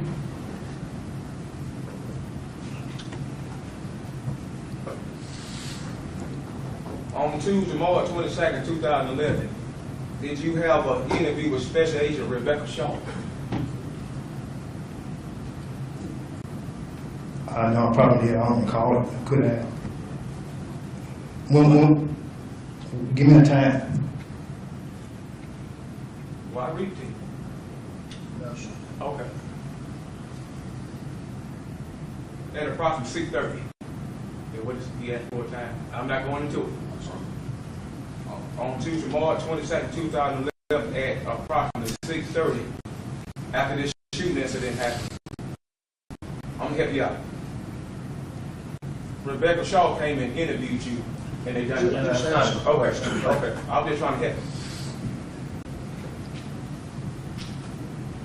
On Tuesday, March 22nd, 2011, at approximately 6:30, do you recall having an interview with GBI agent Rebecca Shaw? I don't recall at that time. You don't recall Ms. Shaw recording that whole interview with you?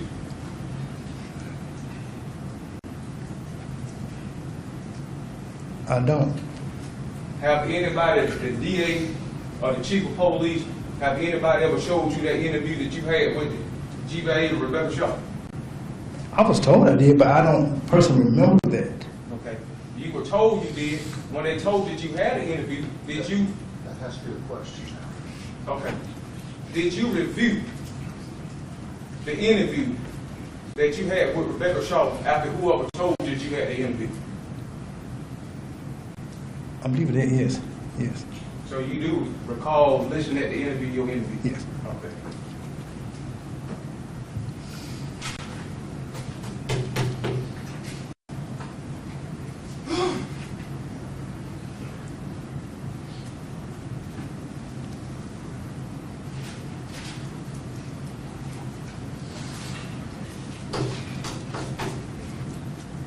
All right. Ms. Howell, did you do any type of written supplemental statement on this, in this case? No. Have you ever been involved, well, have you ever did a written report on the case? No. So your whole time as officer, you ain't never did no written report on no case you had? Yes, but not on this case. Why not? Number one, I was the victim. Number two, I was in the hospital. And at certain points and times and days, you had to have a written report or whatever submitted. But I was in the hospital. So after you recovered, sir, you didn't have the prosecutor here or the chief of police ask you, hey, could you give us a report of what happened that day? No. Because I believe someone came and talked to me while I was at the hospital. I just can't remember who. Fair enough, Ms. Howell. Okay, Ms. Howell. On March 22nd, 2011, what police station were you working for? Athens, Clark County Police Department. East side or west side? I was Weed and Seaton. I was East and West. You east and west. Were you working day shift or night shift? Day shift. What time did your shift start and end on March 22nd, 2011? 8 o'clock in the morning, 4 o'clock in the afternoon. Who was your shift supervisor on March 22nd, 2011? It was Lieutenant Patterson. Who was Lieutenant Patterson?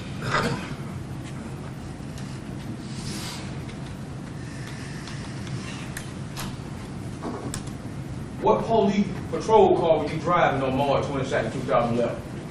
176.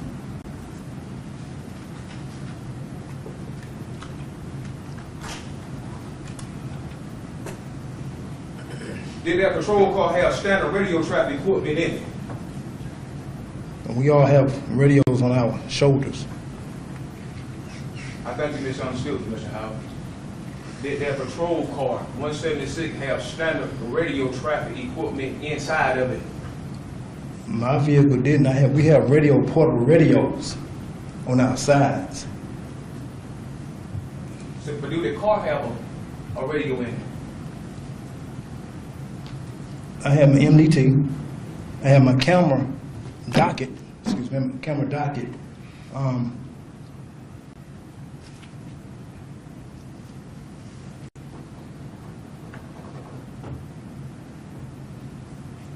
I can't remember. No, well, we didn't have that in my car. No. Mm-mm.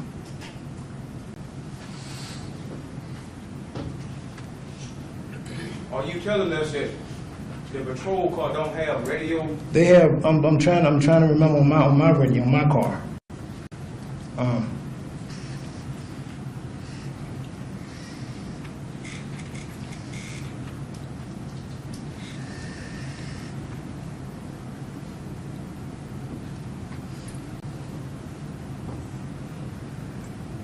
I just don't remember mine. I just don't remember mine. Fair enough, Mr. Howard.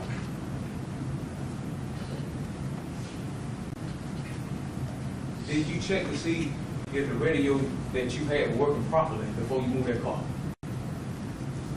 We take our vehicles home. Like I said, I don't remember my car. My car, it's been so long, we all use these portable radios now. So you don't use police, the patrol car don't have radio, you just only... They do. Some of them do. Some of them don't. And what I can remember. Some cars have radios and some don't.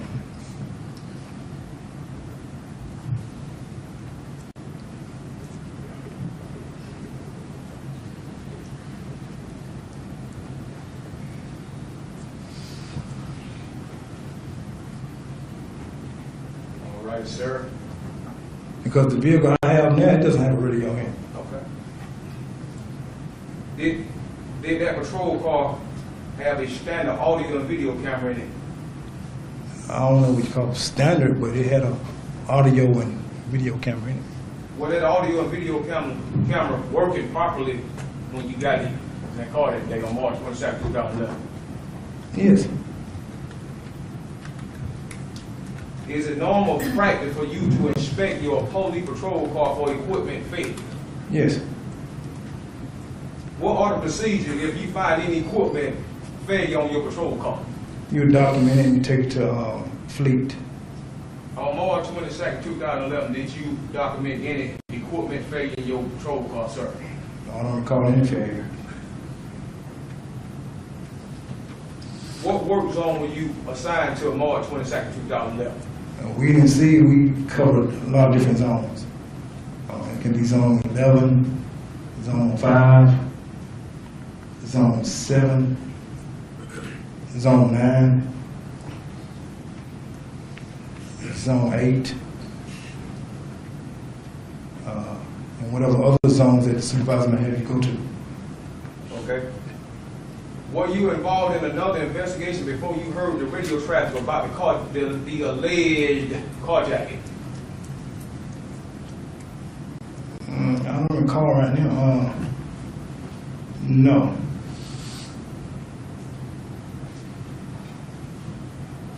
So Officer F wasn't communicating with you on the unrelated investigation? You said was I involved? Yeah. I was not involved on any other. Fair enough, Mr. House. How did you first hear about the alleged carjacking call? From dispatch. Could you explain the procedure when the dispatcher get an officer on the road information about a call? Well, this particular call, dispatch just advised all the units be on the lookout. And that's how we all became involved. What time was it when you heard the alleged carjacking call? I don't recall. 1 o'clock, 2 o'clock, 3 o'clock, 4 o'clock? I believe it was between 1 and 1:30, I think.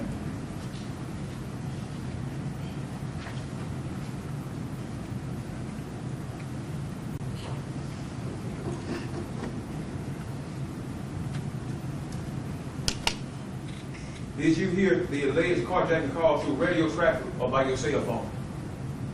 The carjacking incident was by radio traffic. Okay.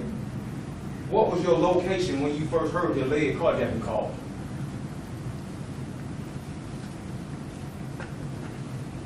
I don't remember where I was at. I think somewhere on Broad Street, but I'm not for sure exactly where I was at.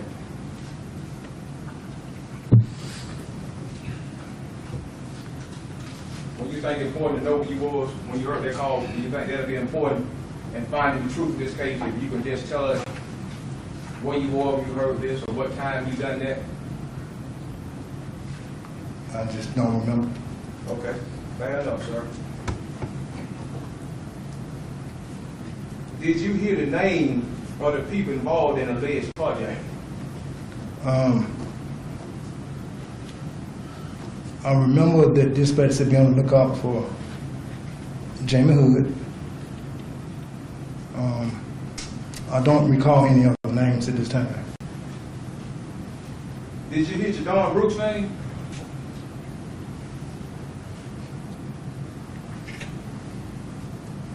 No, I don't think so. I don't think so. They could have said that, I just don't recall.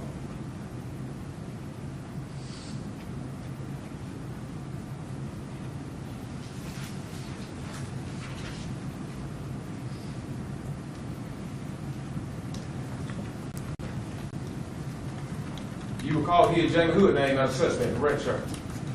Yes. But you don't recall hearing no Don. No, sir.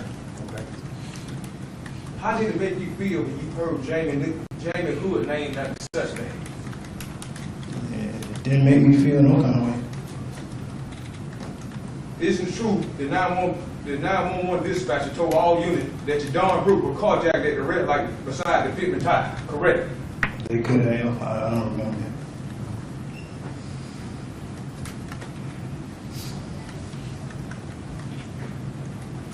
But you remember my name, isn't that correct? Yes, sir. And you remember my address on Sycamore Drive, isn't that correct? I don't know the address on Sycamore Drive. I thought you told the jury a while ago that you heard information about Jamie Hood being cascaded on Sycamore Drive. Not no specific address. You didn't, but you go to Sycamore Drive now. Sycamore Drive, Cascade. The 911 dispatcher told all units that 4 males, 3 wearing ski masks, carjacked your Don Brook at the red light right beside the Pittman tire, correct? They couldn't have. I don't remember that. They could have. Dispatch put a bolo, be on lookout for Jamie Hood as a suspect in the alleged carjacking of your Don Brook, correct? Your Honor, that's been asked and answered several different ways. Sustained. He indicated what he recalled. Do you recall dispatch advising all units Jamie Hood lives at 240 Sycamore Drive? No, sir. Okay. Sycamore Drive is located on the west side of town, correct? That is correct. It's behind Howard Johnson. Okay. You went to Sycamore Drive to look for me in my Cadillac, correct? Look for you, yes, sir. You went to look for that Cadillac too, is that correct? After they gave me a private call, yes. Did your supervisor tell you to go to Sycamore Drive to look for me? No. So your supervisor didn't tell you to go over there and look for me? No, supervisor. Well, why you do it? Dispatch.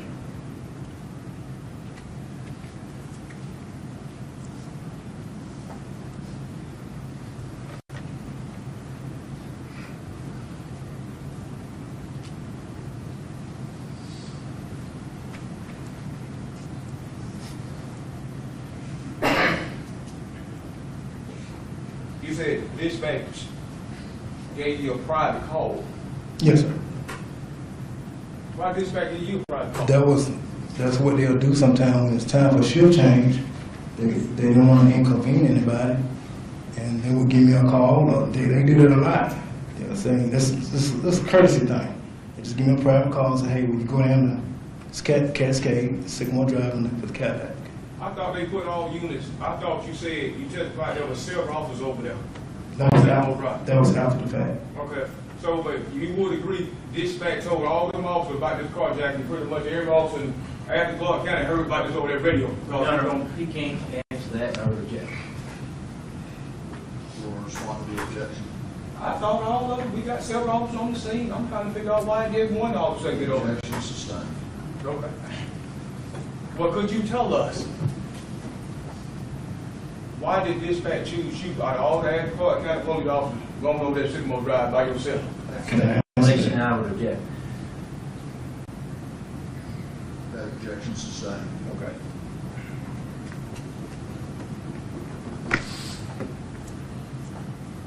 Did you tell anybody when did you get on the radio say I'm now going over here and looking for this carjacking suspect Jamie Wood? Did you ready to get on your radio and tell the other officer that? No, I did not, because when I went down toward the area of Sycamore Cascade, that's when I saw Escort Jerry Johnson. And that's when I informed him about the Cadillac. But you said you had went to the Army and you started sitting in a parking lot. Excuse me, sir. Let me back. First you said, if I recall correctly, You and several other officers were on Sycamore Drive, about 15 minutes looking for me in that Cadillac. Y'all didn't find me, so you said you wanted parked in the Omni. Is that correct? You parked in That's the Omni? correct. Why you go up there and park and sit up there and wait? I just did. Why didn't you go perform in on the duty like the rest of the officers? They all left and went to lunch and they, why you just sit over there and wait? Well, it was right that shift change. So I just happened to go in the area and just sit. Because we just had left the area.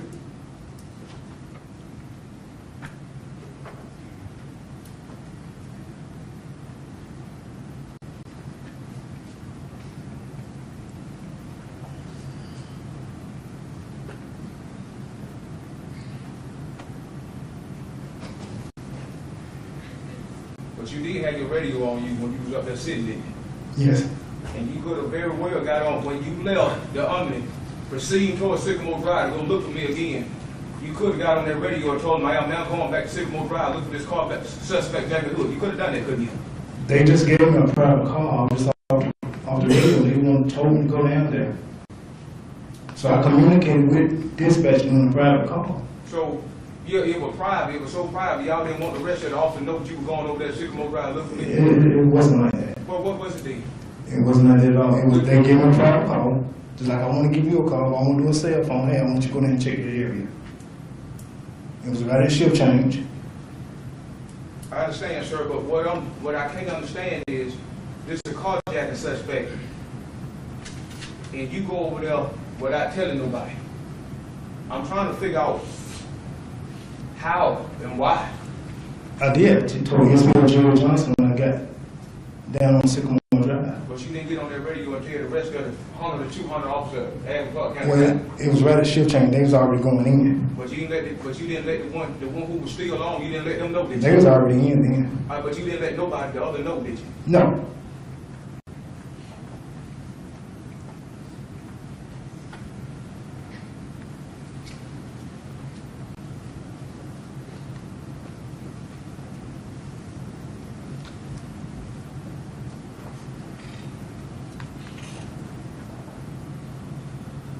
When you left that Omni parking lot and went back to Sycamore Drive and looked for me, what time was it? I can't tell you exactly what time it was.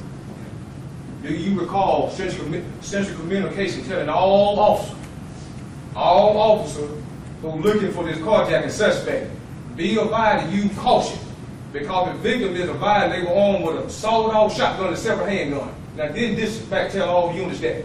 They could have. I just don't remember that. I just don't remember that part. So you don't recall dispatch telling all units? That's been asked and answered a number of times earlier.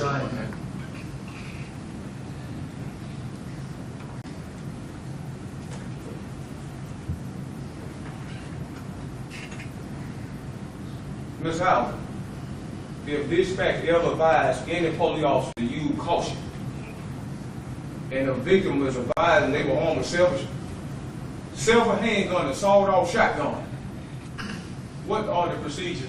To be cautious. You're right, to be cautious. I mean, could you tell us procedures? You're saying use caution. How would you go about using caution? Just to be safe. Could you explain that to us? It's to be safe with yourself and other officers. At that time, when I ran up on the SUV, I only saw Matthew Hood. When expecting to see you, I didn't see you. I'm just trying to get information to see where you was at.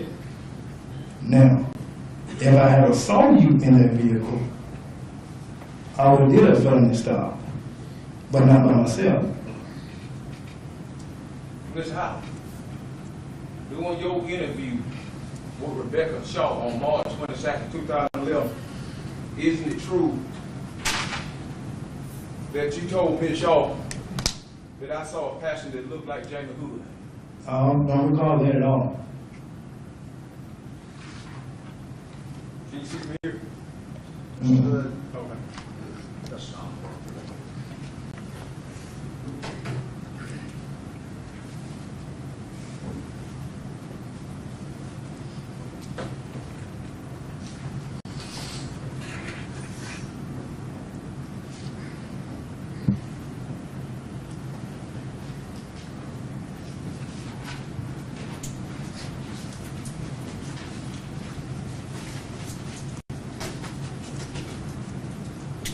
when you arrived on Sycamore Drive to look for me, did you see any other police officer in the area looking for me? The first initial call, yes. Sir, I saw officers in vehicles. how many police cars did you see on Sycamore Drive? I can't give you a number. Did you look for me while you was on Sycamore Drive? Yes, I was driving around. Did you exit your patrol car to look for me when you was on Sycamore Drive? No, I don't know.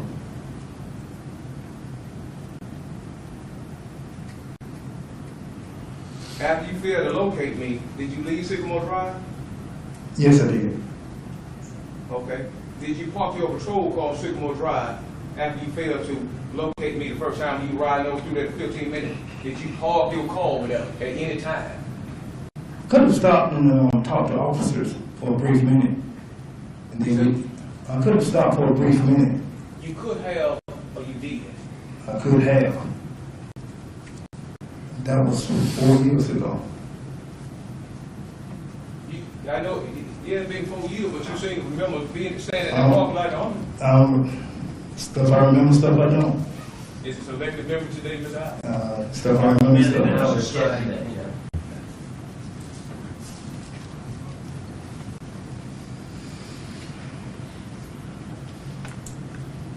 Did you see Officer Ring on Sycamore Drive? I believe I did, yes, because I had just spoke with him earlier in Broad Acres.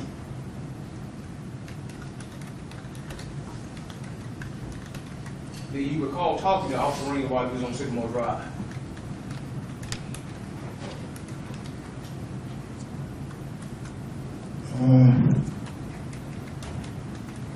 I may have, I'm not sure.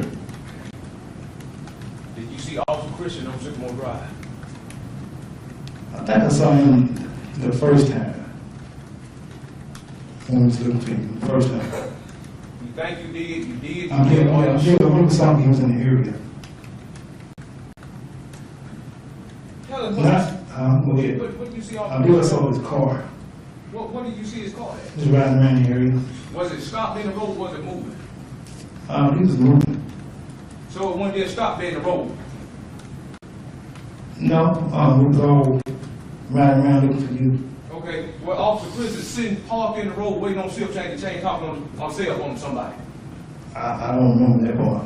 But you do remember that car moving that just went sitting there with it. That was the first time. Between 1 and 1:30, we were riding around looking for you. Okay, how about when you came from the second time, did you see Officer Chris sitting there in that road? No, sir, I didn't.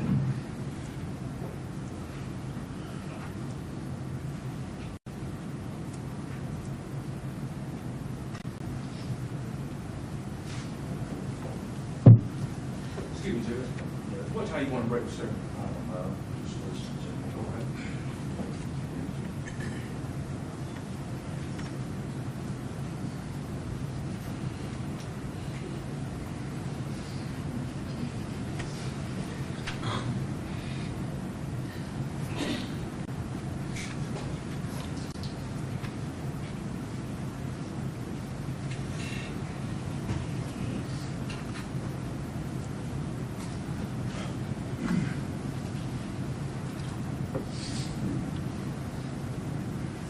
Did you see Officer Jerry Lester Johnson on Sycamore Drive, sir? Jerry Johnson, yes, sir.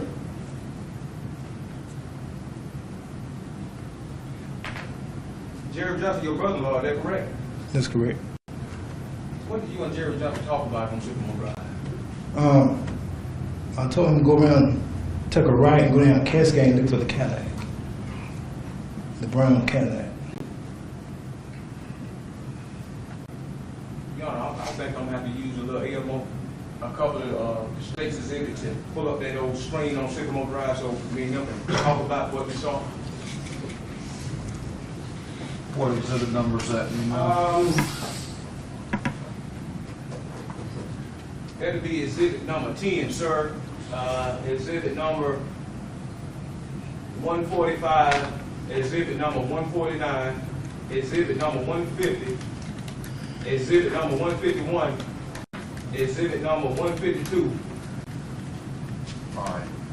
Name those again, I thought you were asking for one. I'm sorry, sir. It's exhibit number 10, number 145, 149, 150, 151, and 152.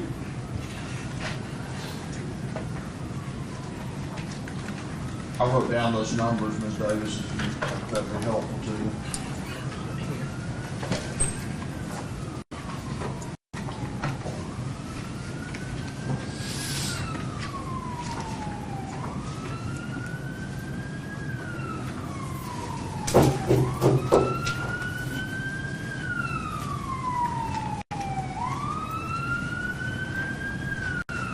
Yeah, it would take a moment, they're not in order.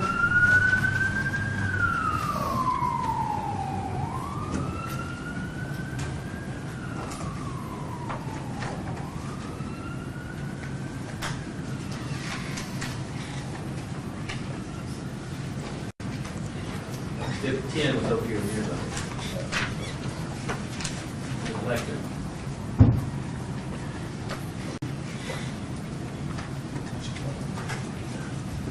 You want to start with one of them, or do you need them all at the same time? She can just give me 10 so she can get squared with it. Thank you, ma'am.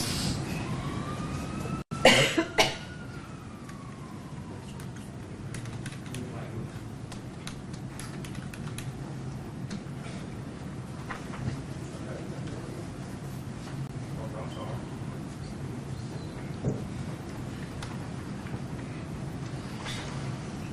I want to come in a little closer, got to blow that a little bit on this thing. Should have a Zoom on there. Okay.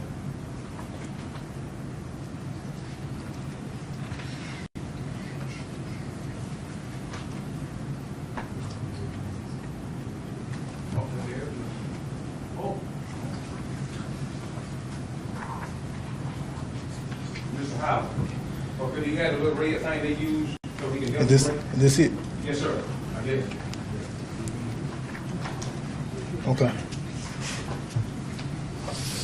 Judge, can I use it first? If possible? Yes. Ms. Slavin, would you hand the laser pointer to the police?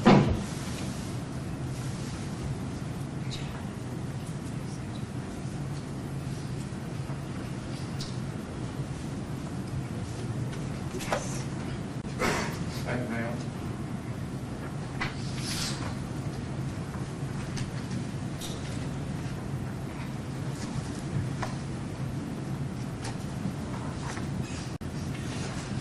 Okay. Ms. Howard. Ms. Howard, this is into Sycamore Drive, yes, sir, with the little red light. That's correct. Okay, we going down Sycamore Drive, right? That's correct.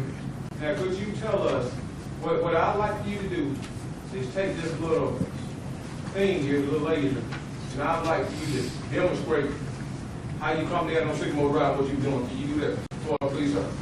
Yeah.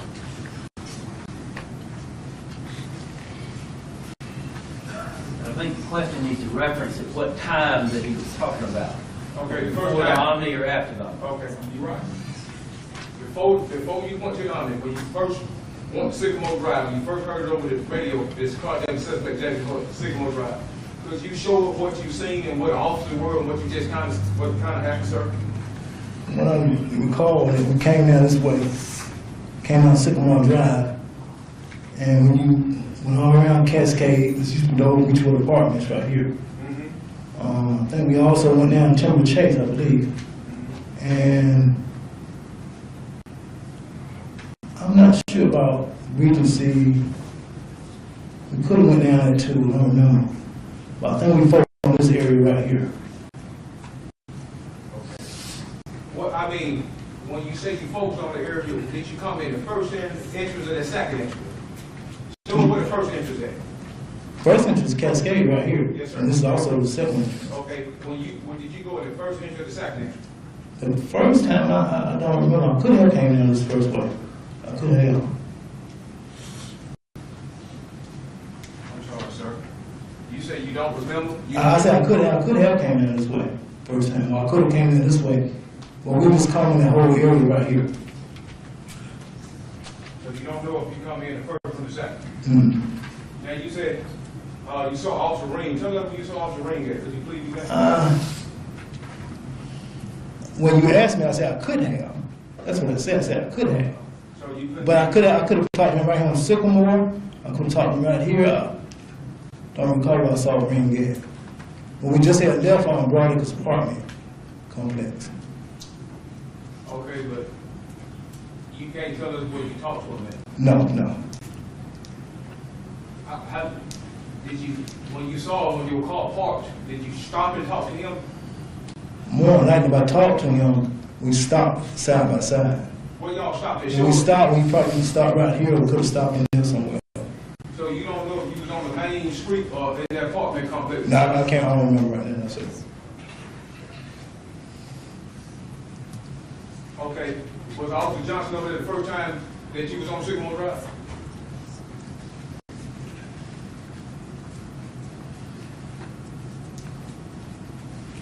I believe he was. So what he was? I said I believe he was. Okay.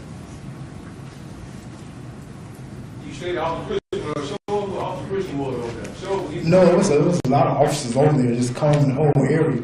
I just saw cars. I'm trying to remember what his car number is now. I do remember seeing him. I know you testified that you saw him, you was over there driving. Show what he was driving at all the areas. Show Officer We Christian. was all over this whole area, up and down Sycamore Drive, Cascade, Timber Chase, all over and through there. Now, Everybody was just driving, and that was the first time. first time. Now, show us when you left Sycamore Drive, to go to the other, show us what you did, how you done that. Went up Sycamore Drive, went up to Broad Street, and took a right. Okay. Now, how long did you stay in the Omni apartment, the Omni parking lot before you went back to Sycamore Drive the second time?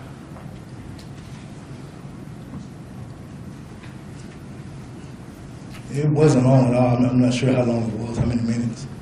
5 minutes, 10 minutes, 15? I'm not sure. But I do know it was right pretty close to shift change, And what time shift change, sir? 1:45. 1:45.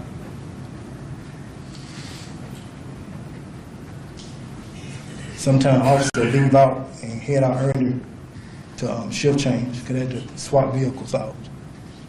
Okay, now, when you left there on the parking lot to go back to Sycamore Drive on this private call, and when you didn't call nobody, I'm sure how you got back to Sycamore Drive and what you saw. I was on Broad Street, took a left on Sycamore Drive, come down Sycamore Drive, and I think I started riding here somewhere when I saw SPO Jerry Johnson. You said so that's the first Right. entrance right there.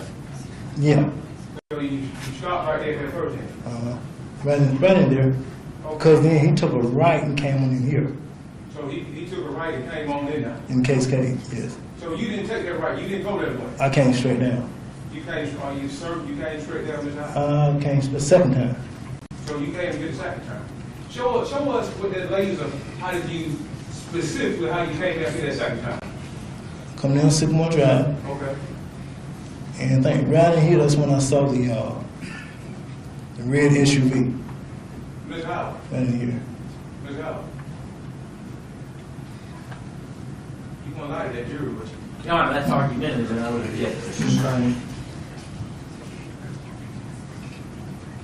Now show us your version. Just tell us what happened from your side before I interrupt you. I'm sorry to interrupt you. Show us your version of when you saw Matthew Good and that police shooting incident. Show it to us. He was coming out of River's Edge, that's River's Edge right here. Show us how Matthew was He coming out. was coming out, turning right Uh-huh. onto Sycamore. Okay. Okay, and when I saw him, I told him to stop. Mm-hmm. That's when I turned in right here, Okay. So the second drive, right here. See, though you pulled us over that. I was trying to turn around and get in behind me. I think that's where it stopped it right here. How did you turn around and you say you were coming down there the second time? How did you turn around? You see this Sycamore Drive right here? Yeah, I see that. Okay, that's the road. That's the driveway right here too. So I was trying to turn into the driveway and back up and get in behind y'all. I think it'd be helpful if I show you another picture. So you saying, I'm kind of confused here. You say you come down now to the second time, right? Mm-hmm. Judge, I would like to show Mr. Howard exhibit, state's exhibit 145. All right. Now, Mr. Howard, this River Edge apartment complex, that's the one you seen Matthew cut through them apartment, right? I believe that's it, yes. Sir? Yes. Okay. So Matthew were coming through there, then to go to Cascade, is that correct? I didn't say he was going to Cascade. Okay, fair enough.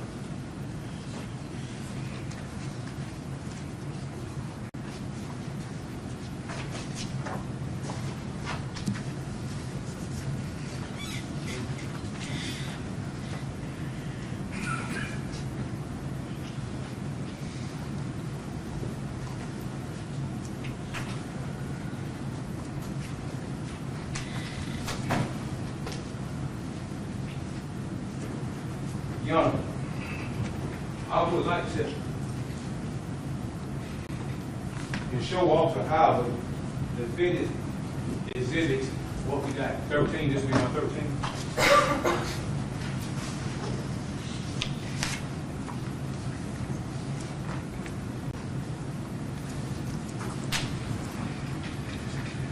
Small one, you said.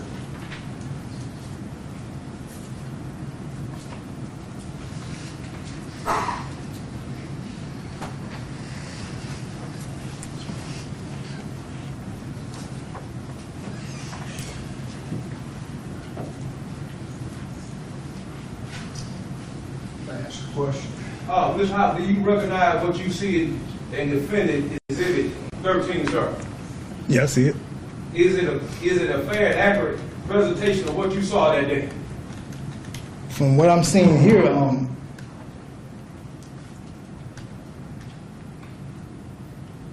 if that's the way it was at when they got there, yeah, but I just didn't recall that picture, know how it was. Mm-mm. Well, Your Honor, I would like to send the evidence to fitted exhibit 13.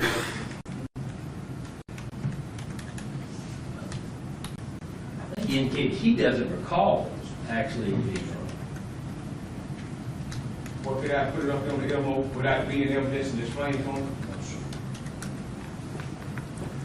Ms. Howard, when you agree that picture, there's a picture of your police car on Sycamore Drive. Well, You see your car? according to this, it's in the driveway of Cascade. Okay, Cascade, exactly. And Right. that's when you pulled us over at Cascade, didn't you? When I saw y'all coming out of there, y'all was putting on to Sycamore, Okay. from what I saw. Did you pull us over in Cascade? This picture say Cascade, Okay, is your police car parked right there on right there in the Cascade? driveway, yes. Well, how'd you get there, Ms. Howard? I guess that's where it stopped at. Did that authenticated? He said stop right there. He has not identified the pictures being Fair sent. enough, fair enough. So it is not admissible. Okay, fair enough.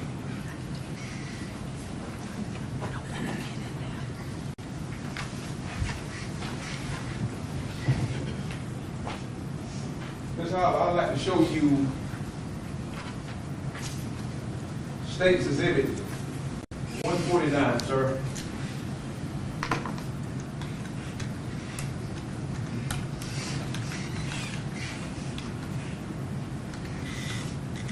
Is State Exhibit 149 show you where your police car was stopped at? Yes.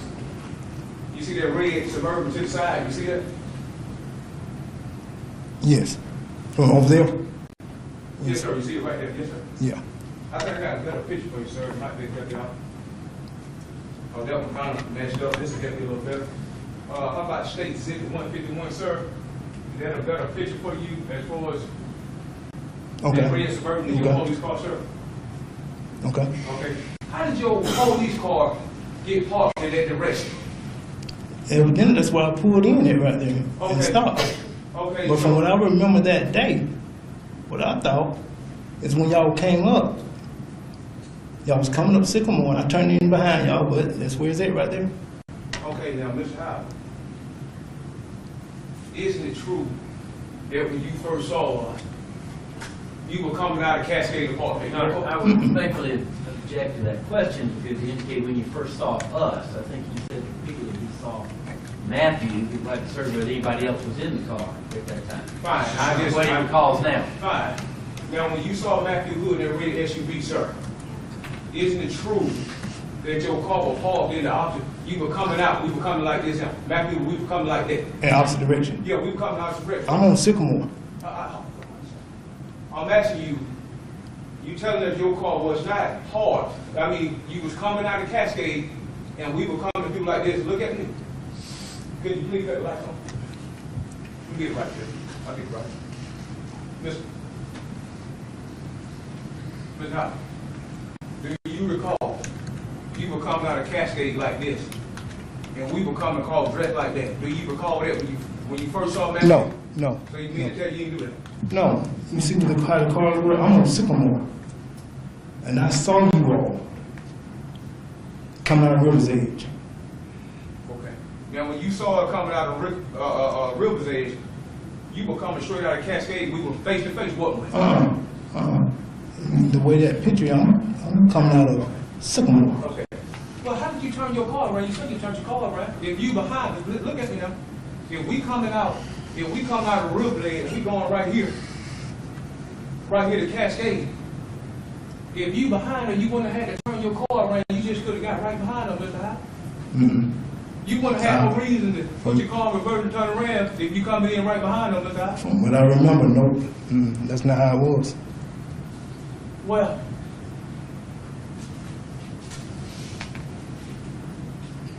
Mr. Howard, now during your interview with Rebecca Shaw,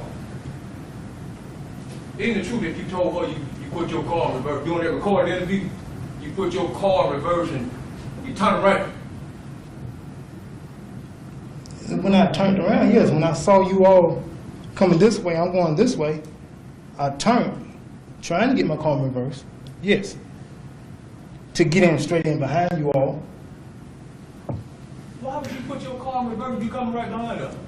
No, you don't follow me. You going one way, I'm going another way. It's almost like I'm making a U-turn.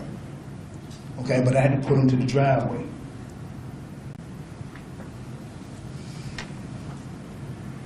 Is that a way he can demonstrate to us?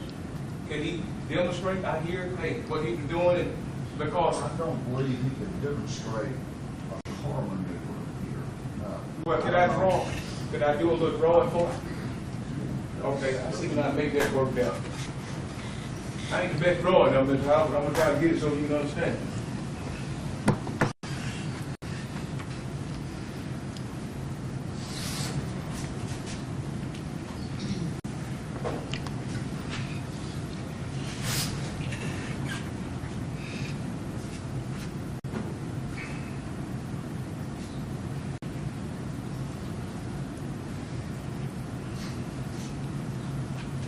Tell you what we'll do, I'll give you some time to do that. We're gonna break for lunch.